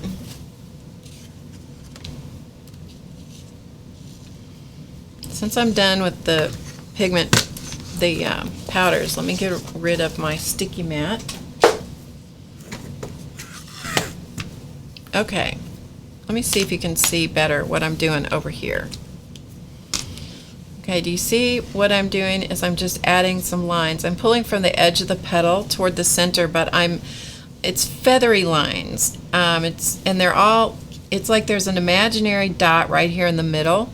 And so I'm going to feather those lines as I get in toward that feathery, in toward the center. You can't see, sorry, wrong camera. Sorry. Here I'm explaining, you can't see anything.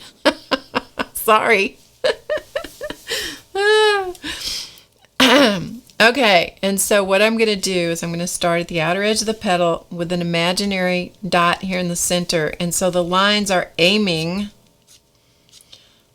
from the outer edge of the petal toward that imaginary point in the center of the flower. Okay? Just to give it some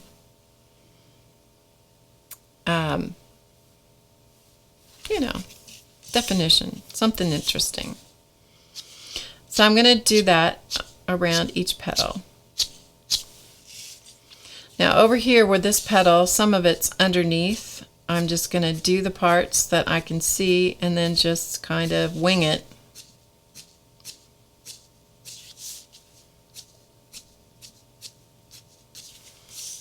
And same thing here, because this petal is under the other flower.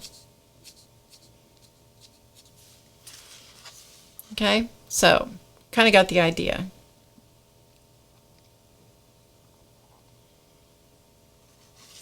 You have to go to New Zealand to see the real hobbit holes. I bet that would be fun.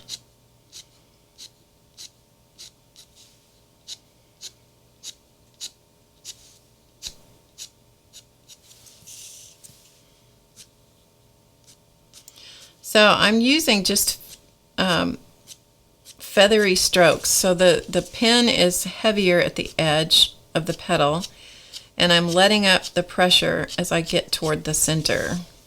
So that, it just gives it a different look.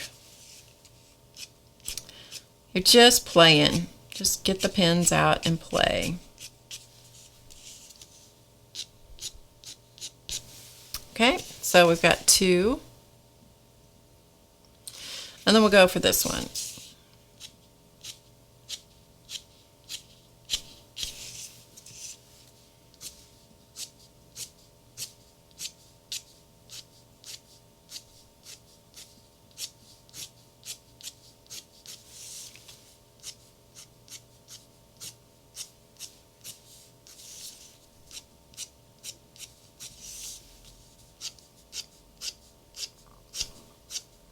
And so even though I've gone outside the colored part here and there's a flower petal, that's all right.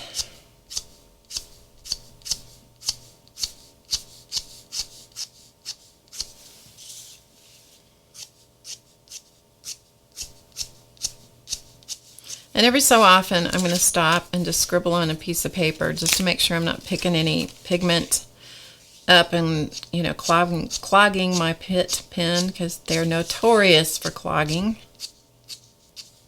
Any felt tip pen is notorious for doing that. Okay, so we have some flower petals.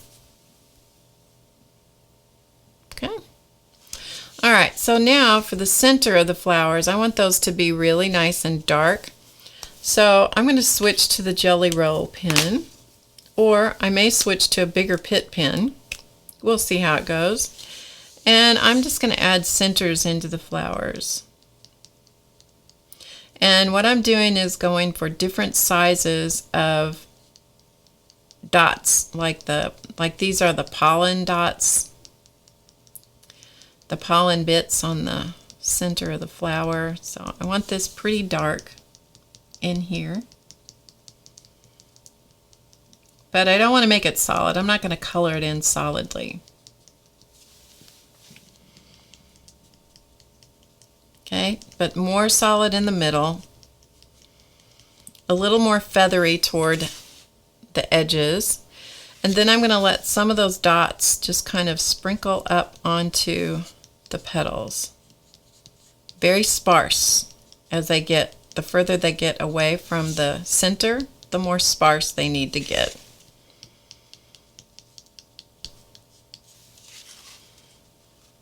All right, got the idea? All right, so let's go for the next one.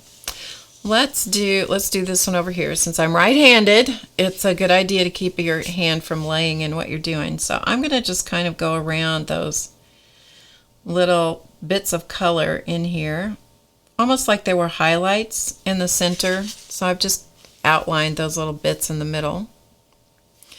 And then I'm going to keep my black dots, I'm going to try to keep those away from those light colored areas.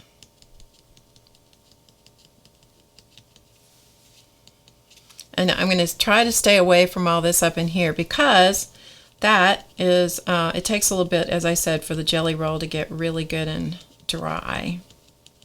So kind of, it doesn't dry as quickly as the Pitt pen does. Pitt pen is almost dry almost immediately.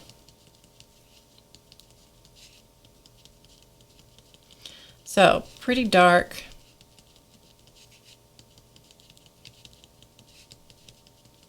In the very center, other than those parts that I'm avoiding. Okay, like those are just little, maybe they're little bugs. I don't know. Who knows what they are? And then they get further apart as they come out, and then we want to sprinkle a few out onto the petals of the flower. But make sure they're really random.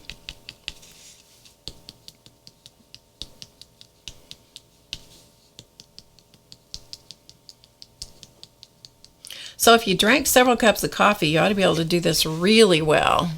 Okay, so let's say that that one's done. And then we'll do this one over here. Same thing, we'll give it a lot of black dots in the middle, heavy concentration right in the center of that flower. And then more sparse as they come around closer to the flower petals, where the flower petals would join onto the center, and then just some little pollen dots out on the petals a little bit.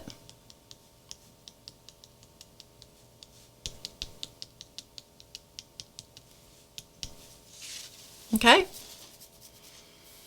so there's our little flowers for this one. Now, just because I like to have a frame around things like this, I like the frame effect, I'm going to do that, but I'm going to go back to the Pitt pen to do that. And also, another reason I'm going to do this is because there's some, some crud out here on the outer edge. So we're just going to go and just make a little frame. And we don't care if the lines are straight.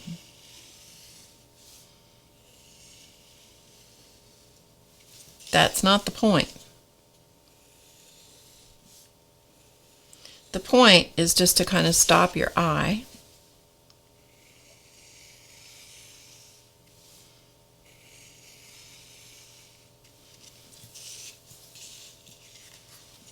Okay, and also it distracts it a little bit from some of the crud that's out there. And then find a place to sign it. Make sure that you're signing it the right way around. Okay, so I need to have it this way. Find a place to sign it. And date it. And then you have your little card, your little piece of artwork that you did all by your own self. Yeah, that's it.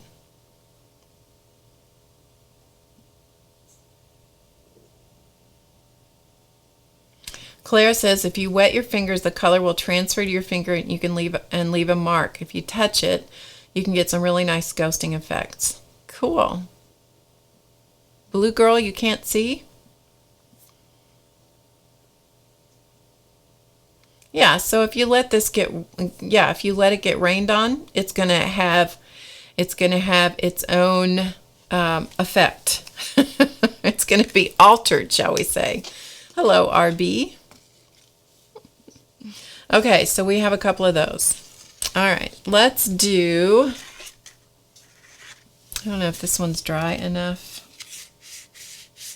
Let's do this one. This is one we did today. It still has the salt on it.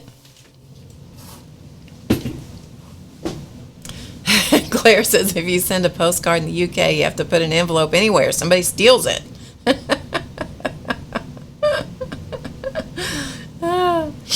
Okay, so what I'm going to do now is I'm going to take this and I'm going to brush all the salt off of it. You see the salt crystals? See the salt crystals here? I'm going to brush that off in the trash. Yeah, this is dry. Surprisingly, it's already dry. Okay, so we have the salt crystals brushed off. Okay. So the salt is off. I'm going to make sure I have it the right way around. So here's the top. So I need to turn it over so I know which way is up. And this time, let's play with the white. We'll play with the white Jelly Roll pen because the black's not going to show up. So let's play with the white one.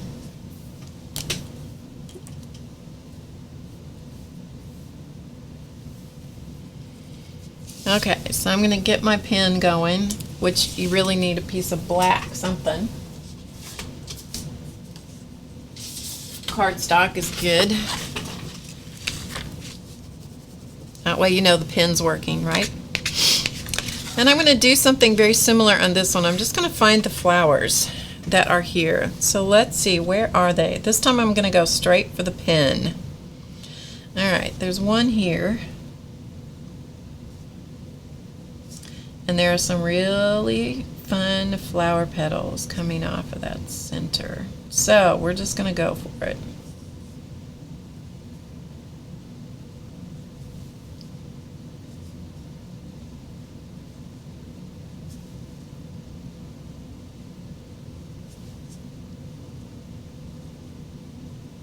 Okay, so we've got one flower petal or flower that we found. Let's see. I think there's another one right up here that's kind of looking like this.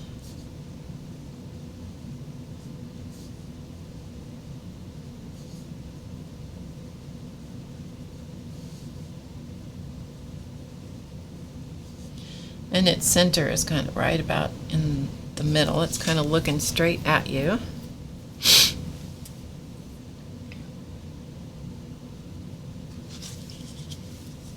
And then there's another one here.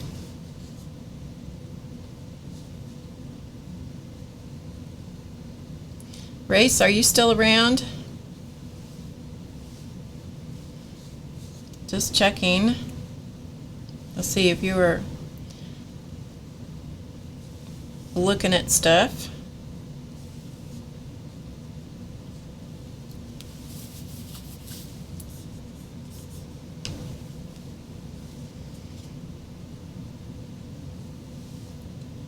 You're not? Okay. It would be good if you would. I'd appreciate it.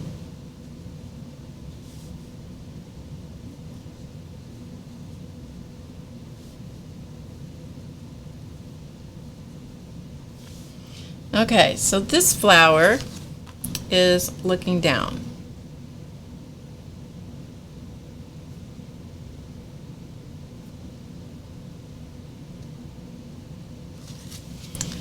So let's just go ahead and let it do that.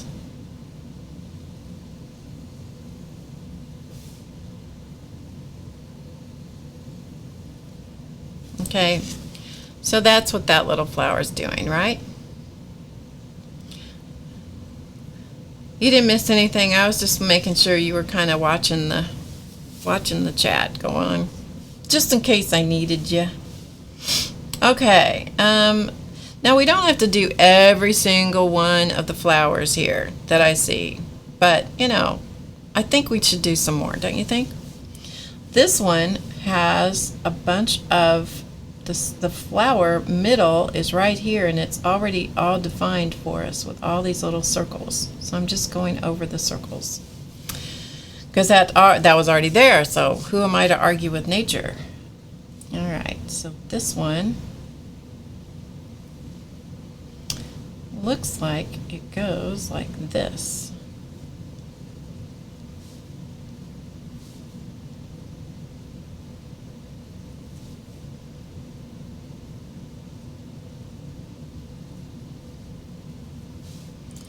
And goes like this, and there's a little petal here hiding in the background. Hi, Pavla.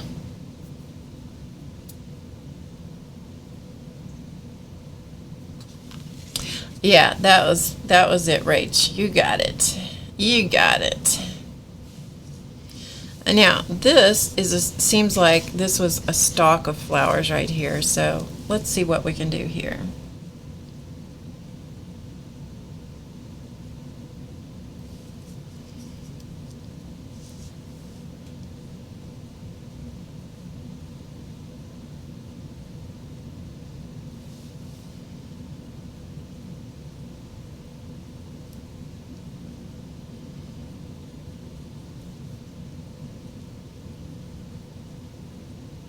Sometimes it's a little bit hard for me to do the stuff here and keep an eye on the chat, you know, because sometimes you need to have a little extra pair of eyes. It's always good.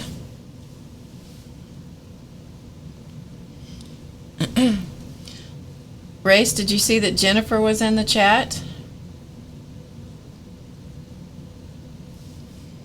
Race is the one that named her. Now, I don't know if she wants to confess that indeed she is Jennifer, but Race is the one that dubbed her Jennifer. Okay, so I think we have a little cluster, a little stalk of flowers going on here. So I think there's a stem coming down like this. We've got a few little flowers kind of connecting to that stem.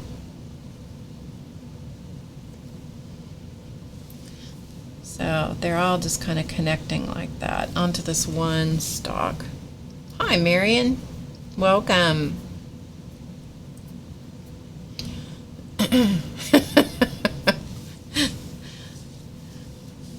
Got the band hammer out, did ya? Okay. And so I think, sorry, looking at it in the monitor kind of helps. No, Debbie, you're not Jennifer. No, you're not. You're a Jennifer wannabe, Debbie. Okay, so we have another stalk of flowers or something in here. So we gotta do that too. And then I think we have some little tiny background flowers back over in here. This might be a flower as well. I think it could be. I think it could be. Okay. So let's see. What do we have here? Oh, this one. This one right here goes. This is a part of this stalk right here. That's pretty obvious. That's, you know, kind of the Lone Ranger over there. Bye, Brenda. It's really good to see you. Thanks for showing up. It's great to see you in the chat. I hope life treats you kindly. Okay, so we're going to pick up these flowers right in here. There's a little one. There's a little bitty flower right there. And there's this nice big kind of flower that's kind of angled this direction.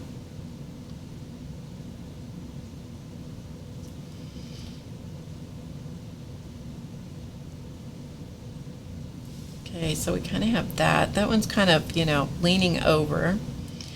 And then we have this one.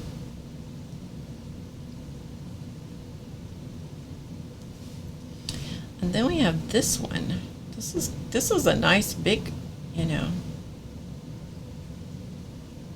nice big open flower here we got going on. And then we got a couple, you know, that are kind of overlapping each other right in here. So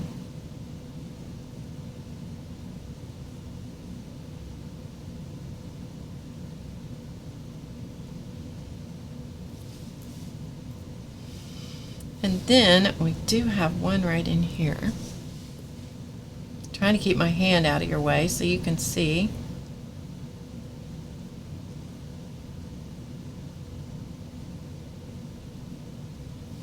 Okay, and then I think that's all the flowers that I see in that particular group. So it seems like we're going to need to put a stem that comes right down here. So I got to follow that stem down.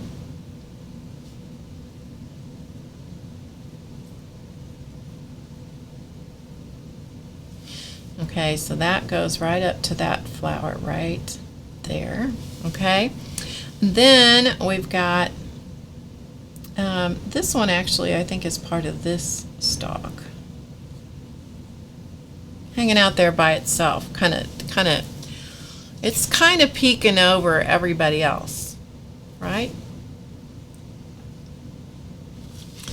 And then this one, this group may be a bunch of single flowers. Let's see. Kind of think maybe it is. So we're just going to drop some single stems like so. And we're going to, this one's another one of those kind of peeking over. Kind of like what sunflowers do when they've, you know, been a little too long in the sun. Okay, so we kind of have this little group of flowers going on here in this little field that were our imaginary, one of your imagination type things. So we got this one. This needs a stem, and so this one is going to come down. Remember, these are just imaginary flowers. So this little stem is just going to drop straight down and come straight down here, like so. And then this little flower right here probably would have a flower stem that's going to we're just going to put it right beside the other one. And then there might be, I see a little one right here that's kind of got a funny, like a little bud kind of thing, and that one's coming, it's kind of hanging out. So there's a little bud right there. So we've got a little flower thing going on. All right. So now we can do a couple of things, like this one I did earlier, but it didn't have the color that went all the way to the edges, and so I just took advantage of that and, you know, outlined the irregular shape. Well, this one, on the other hand, goes clear to the edges, but it seems like we need to frame it a little bit. So I'm thinking we're going to frame it in black because we don't want it to look too, you know, like in your face, right? And then we'll go back and do some stuff to the middles, but let's just go ahead and frame it so that it looks, you know, it's got something hanging in there. Just kind of make your eye. Your eye has a place to know where the card kind of stops and starts. Okay, so a couple of lines, And then we're going to do a couple of lines down the end like so.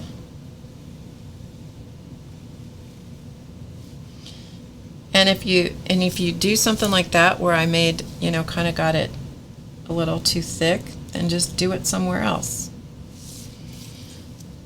Do it once, do it twice, do it a third time. Alright, so we've got that. So now down here at the bottom, this gets a little trickier because I want to not go over the stems. If I can avoid the stems, I'm going to try to avoid the stems because I'm going to let the stems be outside the little border. Okay, so kind of got that kind of thing going on.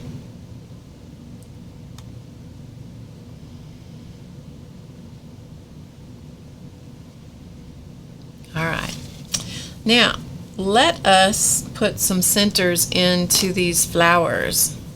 I'm going to put in a little bit of white centers here.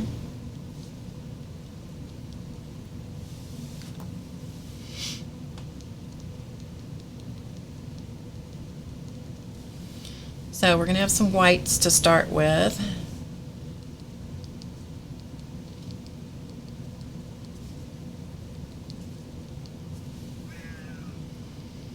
Oh, Chance has now decided he's been in there long enough. He's been shut in that room for, this is his third day being shut in that room for a lot of the day. He is not happy about it.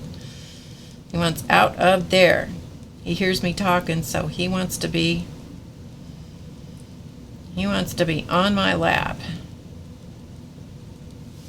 Okay, so we've got some little white centers going on, and you could leave it just like that. You could stop there. But I'm not sure why you would when you could add more. More is always better. Well, more is usually better. I'm going to drop some little pollen dots out here on some of the petals. And I'm using white because that's what's going to show up on these dark colors.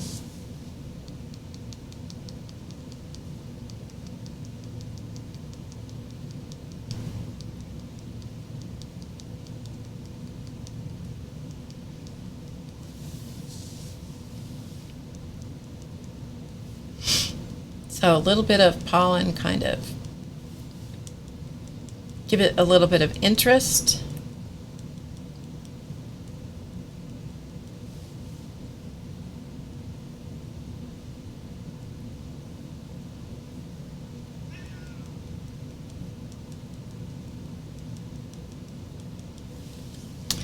And then we're going to go to the black and add a little bit of interest, just some variety with a little bit of black. Give it a little depth, bright in the centers.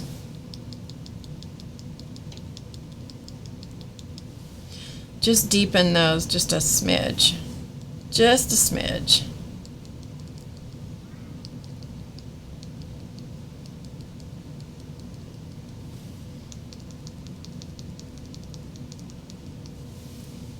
Just makes them a little more interesting, don't you think?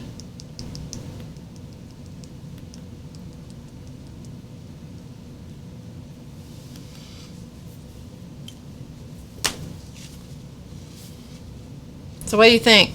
You like it? Like the idea?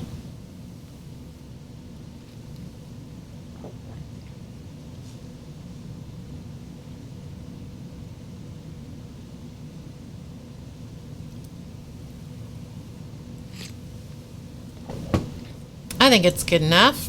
I think it looks pretty good.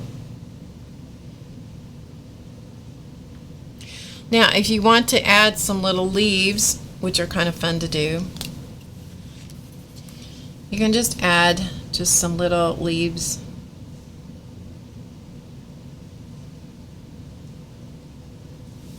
Just some of your little stalks here and there.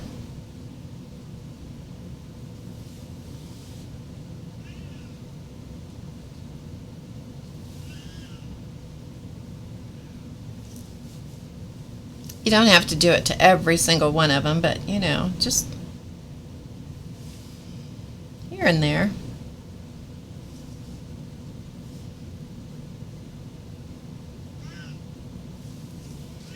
Again, just to give it a little bit of variety.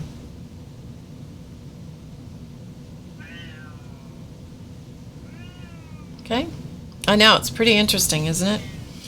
And then what I'm going to do, and it's always good to check and make sure if you still got the right way around. I'm going to put my name on it.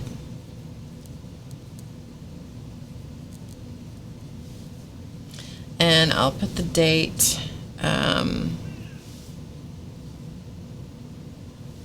just going to put the date right down here. Okay. Always sign and date what you do. Now, this could never be duplicated, ever. There's no way, because I made it up as I went along. Now, I could go back and put, you know, pick up more of the background, call these background flowers, but I don't think I'm going to. I'm going to leave it alone, because we've got 3 groups of flowers going on. Works for me. If I need to put a word on here or something, I can do that. So we're going to call that one done. Huh? What do you think? You like it, Nikki? Good. Kitty sounds like a lion. He is a lion. He has a lion's heart. Okay, let's play with this one just a little bit before I go, because we're getting close to the end here. And what shall we do with this one?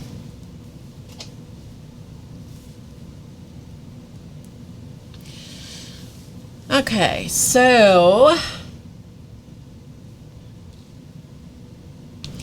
well, first of all, this has a flower back here, so we're going to have to just, you know, you gotta let it speak for itself.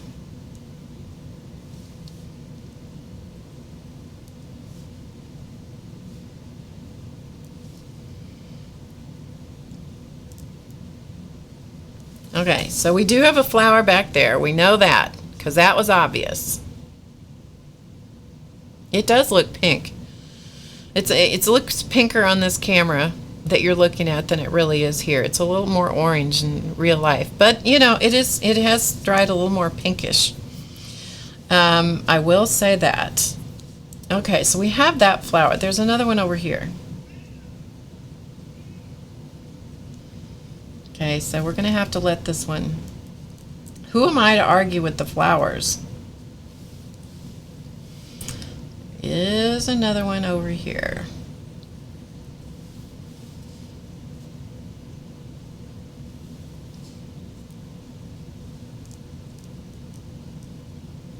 Okay, so we know that there's 2 flowers so far. We know. We found those 2.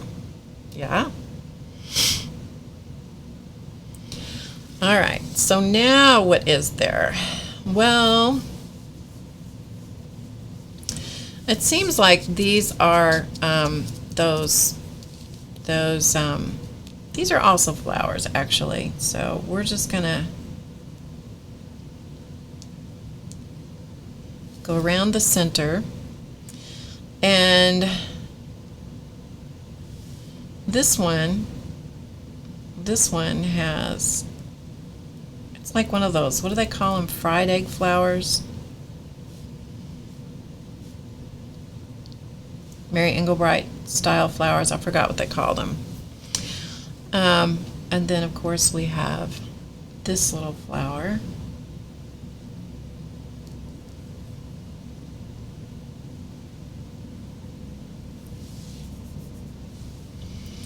And this little flower.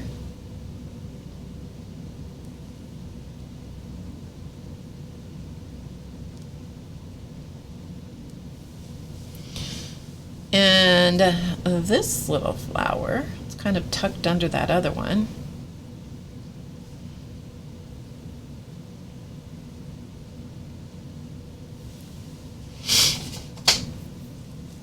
And then of course we have this one.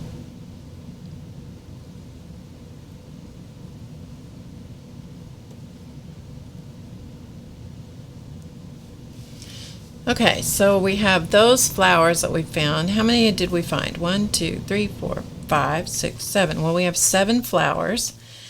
But this one, it seems like there's another flower right back here. So I think we probably better let it have a voice, because if we don't, they get very unhappy.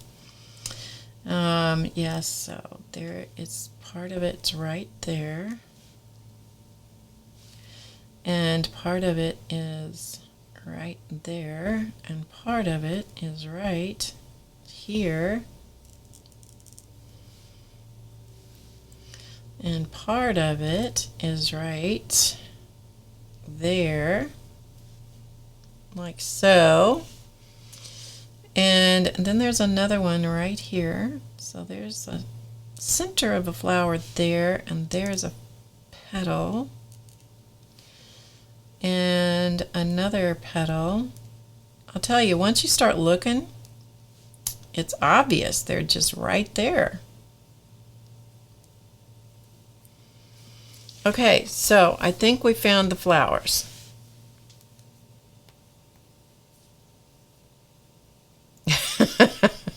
It's a good thing Race is on the job today.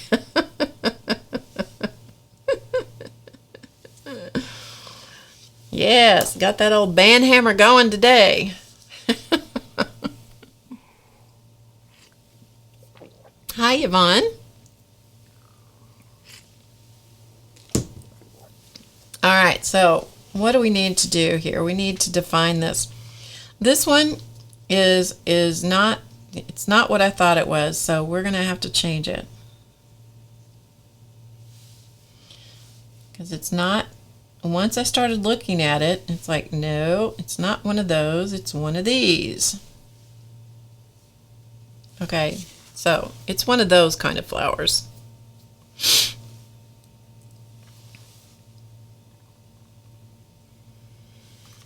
Okay, now let's make this into something. So these in the middle here, these, okay, here's what these are.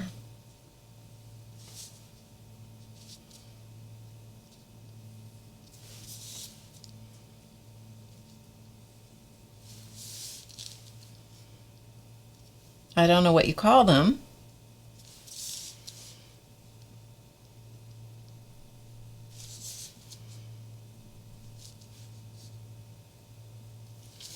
But they're those, right? Didn't you see that? Didn't you see that? Yeah. Yeah, it's right there. There were a few more in there too.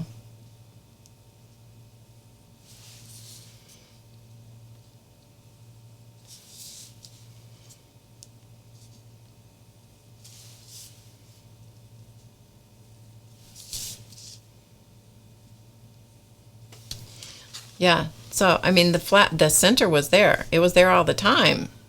Yeah, it was. Okay, and this one over here might be the same kind of flower center, but I think it's white, because I think it's too dark to be black. So let's see.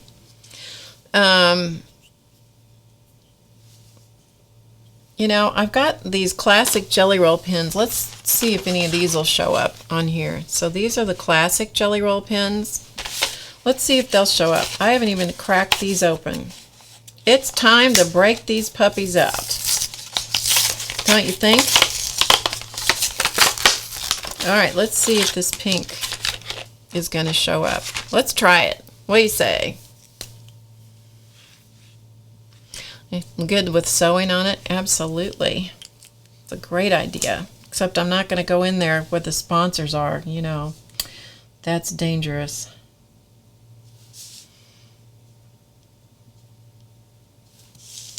It's dangerous territory to open that door unless the stream is over,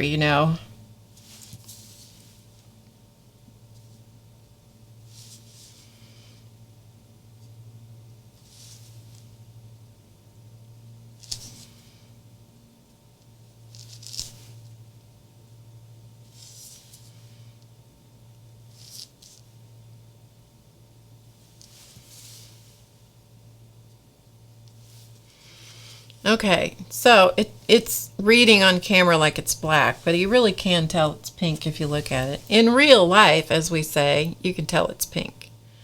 We probably should put some pink over here in these little dot things.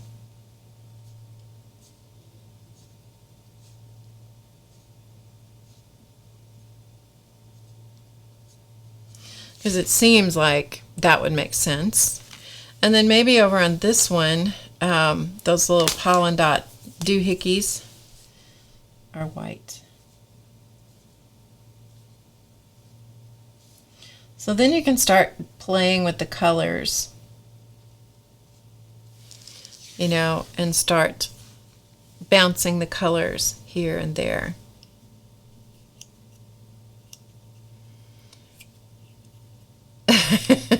You can ignore it and call it the Ann Hurd flower. Okay, Miriam, you have to explain yourself because I don't know what that means. I don't know what that means. Oh, Blue Girl was watching an old video. Bless your heart. Well, welcome to the real chat. Welcome to the real chat. Okay. Okay, well, let's do this one in white. We're going to do this center. Since we got this center thing going on, we're just going to roll with it.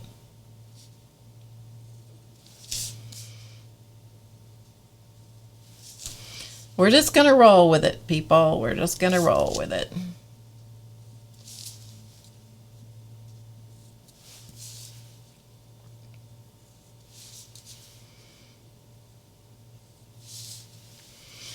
And I'm going to add, this time I'm going to add some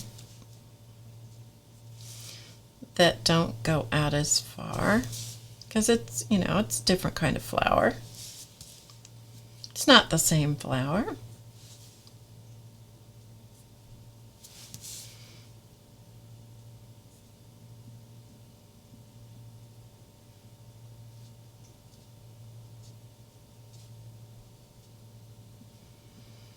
They can't all be the same. Just because they're in the same flower garden doesn't mean they're all the same, right?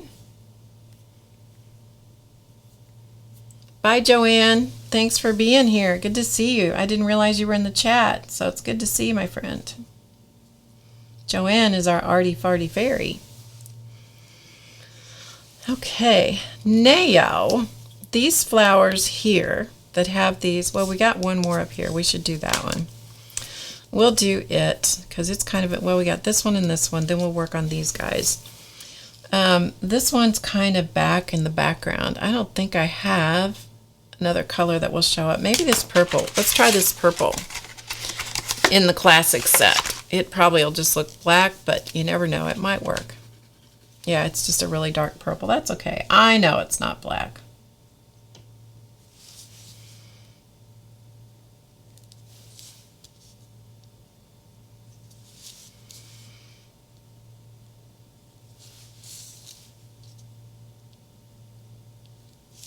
So I was supposed to teach a class this weekend in person,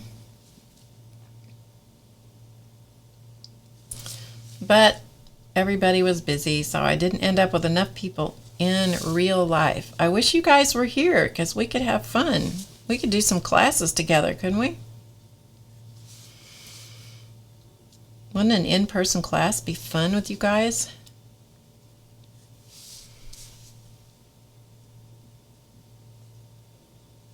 Okay, so I know you can't tell that that's purple, but it is purple because we need to have some purple. Thanks, Miko. Whose name you can't type. Me too, Debbie. I'd love to be in Santa Cruz. I love Santa Cruz. It's been years since I was there. Yes. Okay, let's go back and we'll do on this one. It seems like this flower is facing that direction. So you know what we're going to do? We're going to just make everything come into the center point just like this.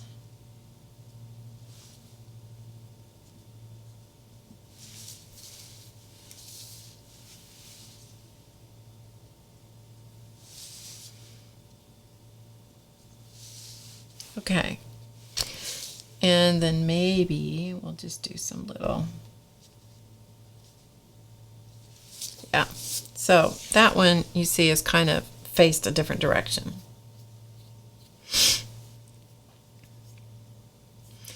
It would be kind of like herding cats, CB, for real.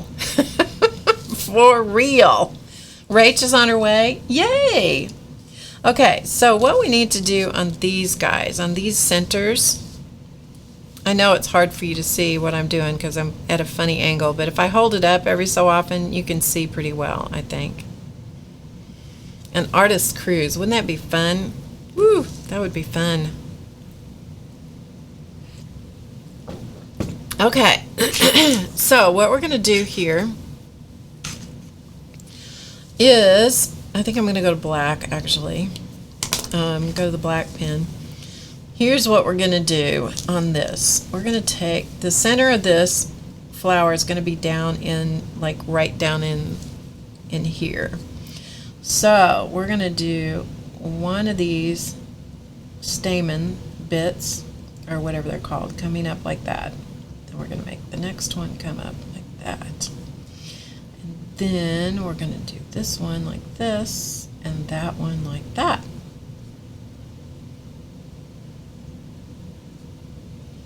You'd think, with my dad being a professor of floriculture, that I would know the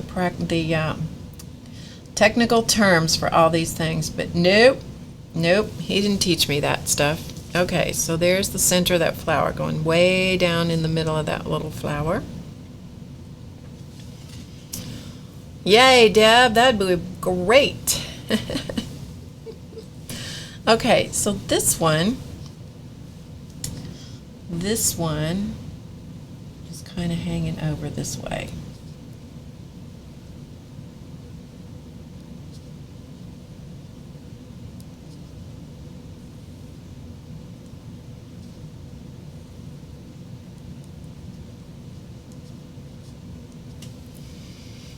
Okay, so we've kind of got that little flower. So you're kind of looking down inside the flower.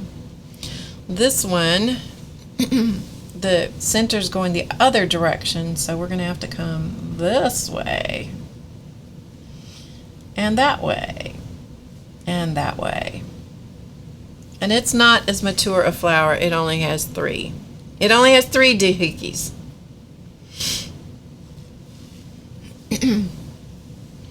And then this one is coming from this direction. So, and this one got caught in a storm somewhere.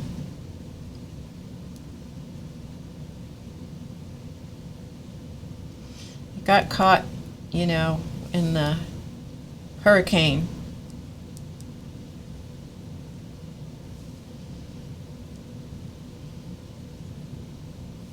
Either that or it wants to stand out. We don't know. But, you know, who am I to argue? Okay. So, before we put in stems, let's give these little flowers a little bit of definition, kind of like we did on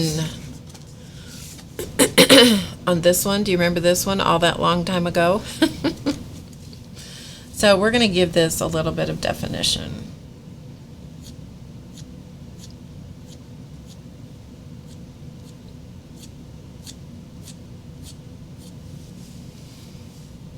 And I'm doing this to kind of try to avoid wet ink.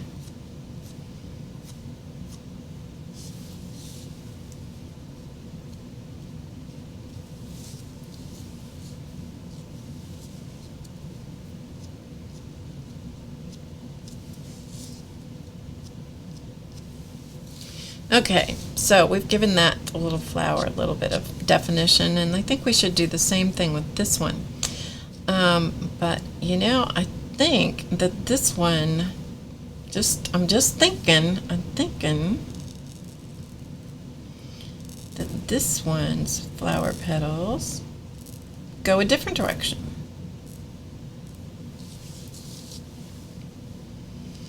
I don't know, I could be wrong, but it's kind of what I'm thinking.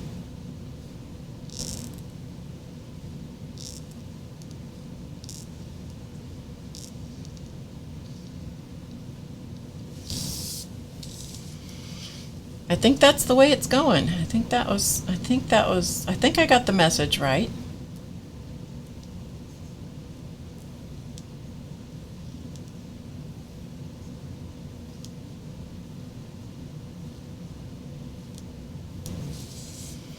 You got to listen to the flowers.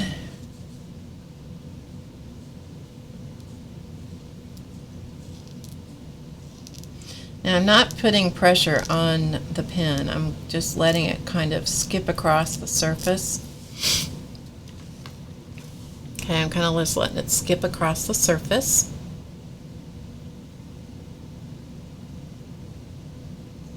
Yeah, the thing on the thing. Oh boy, I do not know how to say your name. AGAMJOTSAINI. Tell me how to say your name. Hi, Eileen. Tell me your name and where you're from. I'd love to know people's real names if they want to share them, and what country you're located in. By the way, you guys stick in while you're thinking about it, while I'm thinking about it rather. Put in what country you're watching from. I know we've already had Australia. She's left. Probably had to do something. Can you believe people actually have lives that they have to go do things? And I know we have the UK represented. That was clear.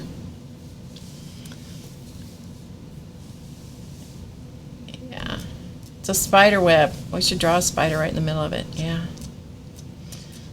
The doohickey is called a stamen. I thought that's what it was, but you know, I wasn't gonna totally embarrass myself. Okay, and then we've got this one over here.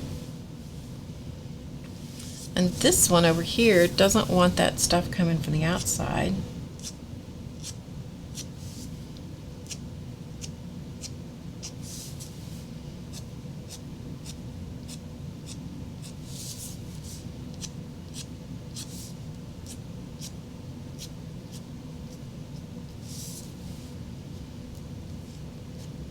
It wanted it coming the other way. Okay, so that's what we have so far.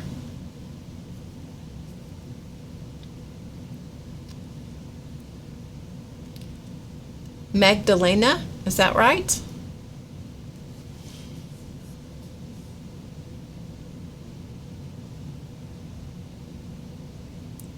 Israel, USA, Thailand.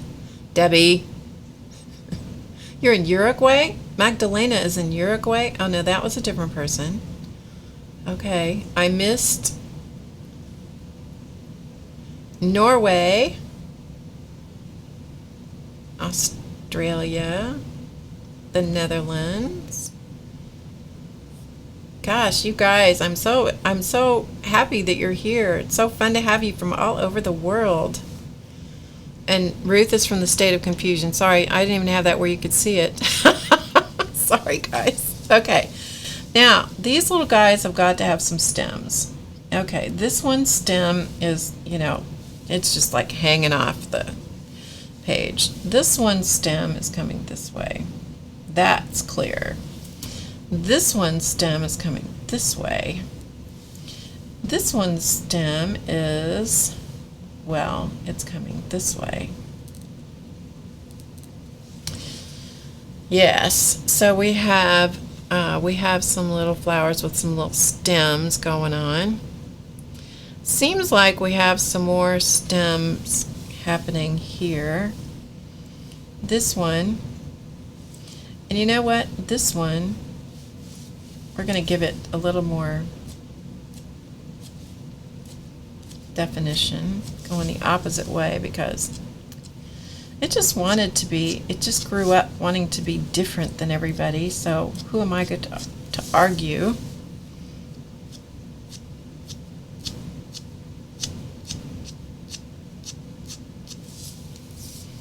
Can't argue with nature, you know?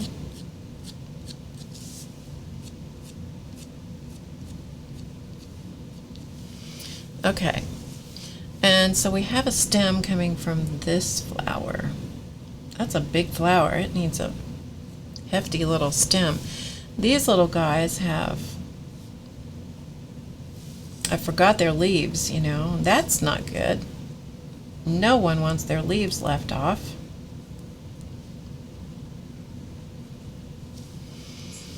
And then we've got a flower right back there, coming right back there, and then this one is coming right here, and then this one, and this one has got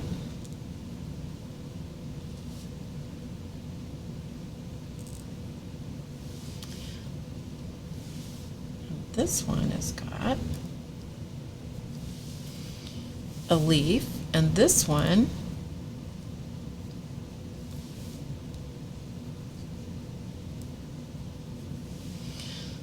and don't you know there is still a flower back here, which that stem is going to be right about there. So whether you know that the stems connect to the flowers or not, we have to kind of let them have, you know.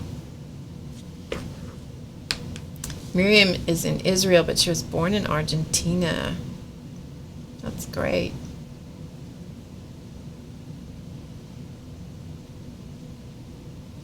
That's great. That's so much fun to see where everybody's from.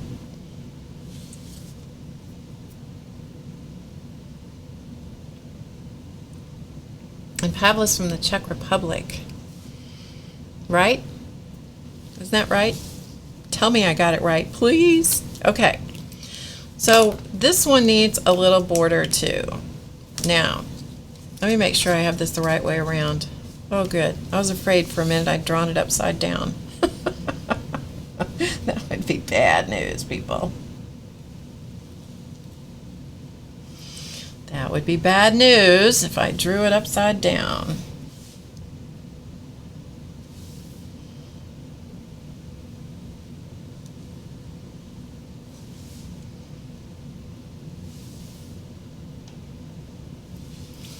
All right, so we've given it a little border up there that truly brings in the pink, and we can extend that a little bit here. So that kind of drops the pink down there. Then we're going to have to pick it up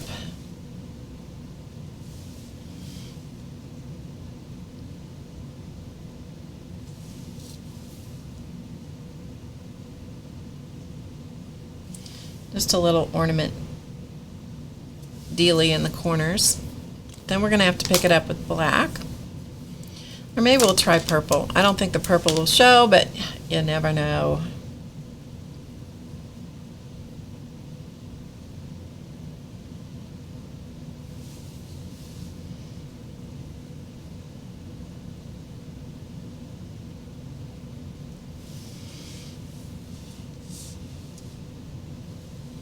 And then we're just going to let it come across.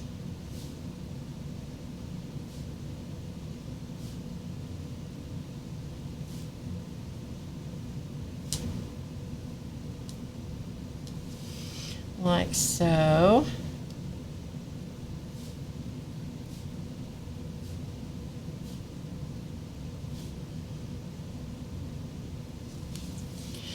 And then it seems like there would be a little bit of kind of, you know, a flower garden, don't you think there would be? I'm trying to keep my fingers from smearing stuff. A little bit of grass going down here, don't you think?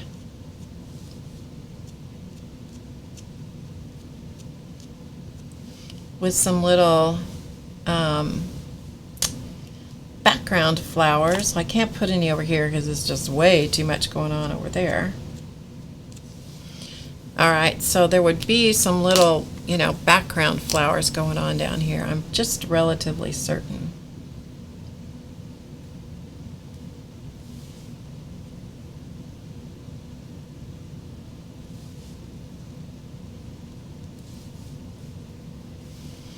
Okay, so, you know, we got to have some little flowers happening, little things happening there. And then, of course, a little bit of pollen dots here and there happening.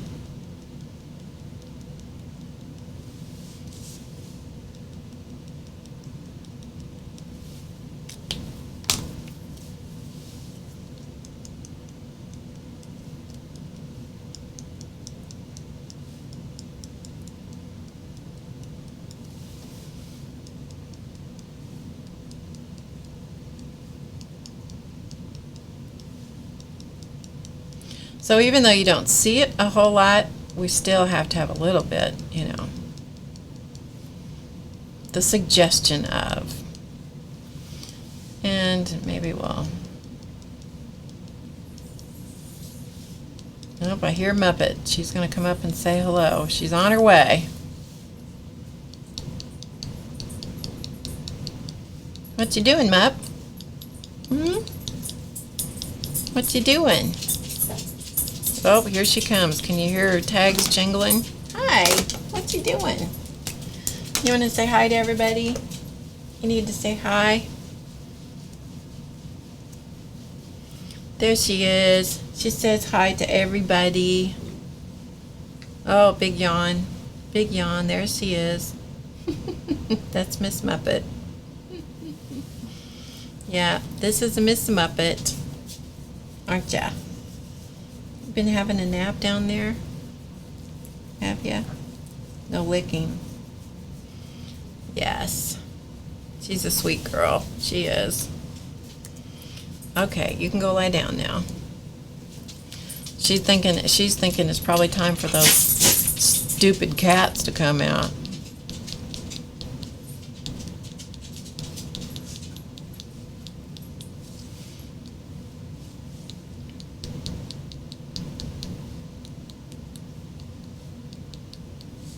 So basically, you just play. You know, when you're doing stuff like this, there's no right or wrong. You just do it the way you want to do it.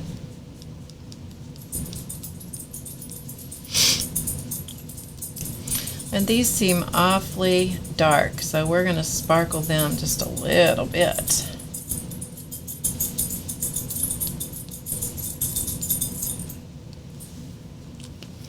So wouldn't you like to get a card like that in the mail that somebody handmade for you? So play with the contrast, light against dark.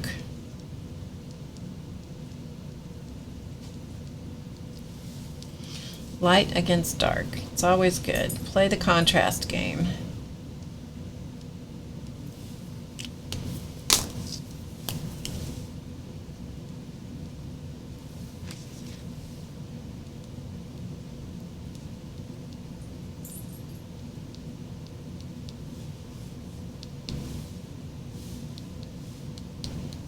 Okay, we're going to call it.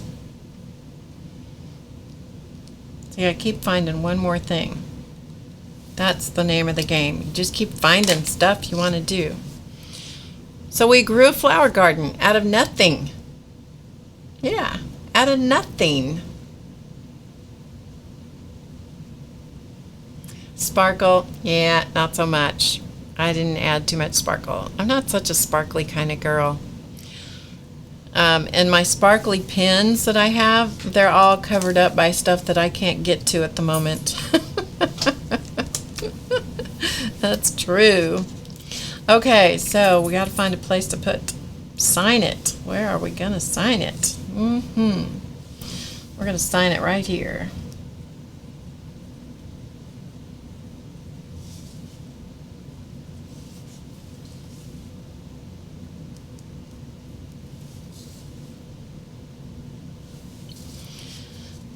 Okay, so we just signed it right there. Right there.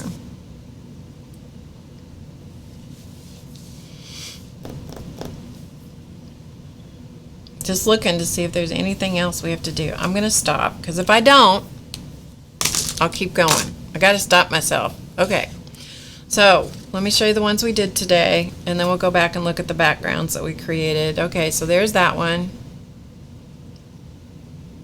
Oh, thanks, you guys. Hi, Terry. Hi, Rhonda. I don't think I said hello to you. If there's anybody that I missed, Welcome. Glad you're here. Okay, here's this one that we did. These all started with the Ken Oliver color bursts and playing on the Strathmore watercolor postcards. Okay, so there's that one. And this one. So these are the three that we did today. Then this was one I did before, like last night. And I did this one last night also. Okay, so that one I did last night. So I have several done, several finished. And then we didn't do anything with this one yet, but I'll play around with it. If I get it finished, I'll take a picture of it. This is one of the watercolor cards that from Ken Oliver. This is watercolor paper, and I colored just picking up the pigment with my water brush and just slapping some pigment on it. And so I'll play around with that one and see if I can finish it as well. Okay, so we'll take a look at the other backgrounds now that they're dry. Here's this one.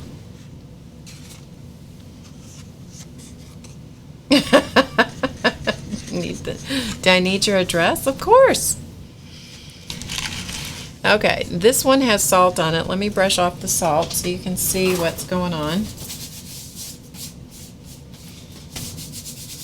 The salt is really nice with these pigments because that's what creates, this one you can't see very well. This one may be better to look at it this way. Yeah, okay, see this one? You can see all of these little shapes that the salt created in here, which with the other camera you don't see, but to see it close up, that's what it looks like close up. Okay, and then there's this one that we did, and this is the very first one I did. It's the very first one. You really can't seal them. Yeah, you really can't seal them. Can you use salt with alcohol inks? I don't think so. Don't think so. Salt only works with water-soluble things as far as I know. And this was just one color of the color burst. This was sepia, so this was just one color. So yeah, so we got quite a few backgrounds ready to go. And so that's fun. I love having cards, note cards, postcards, any kind of cards on hand to send out for any number of reasons. So I love having them, and I particularly like having, like my own stuff, that you just kind of make from whatever. Just see what happens. The whole thing is don't be afraid to just go for it. Don't be afraid. It's only paper. Only paper. All right, it's time to let you-know-who out of you-know-where. If you have never been here before, prepare yourself. Prepare yourself, because they're just about to make their entrance, and they'll come shooting out of door number 1. They will shoot out of there like they've been shot out of a cannon, usually, unless I tell you that, and then they come straggling out. So we'll see what kind of mood they're in today. Okay. We'll see.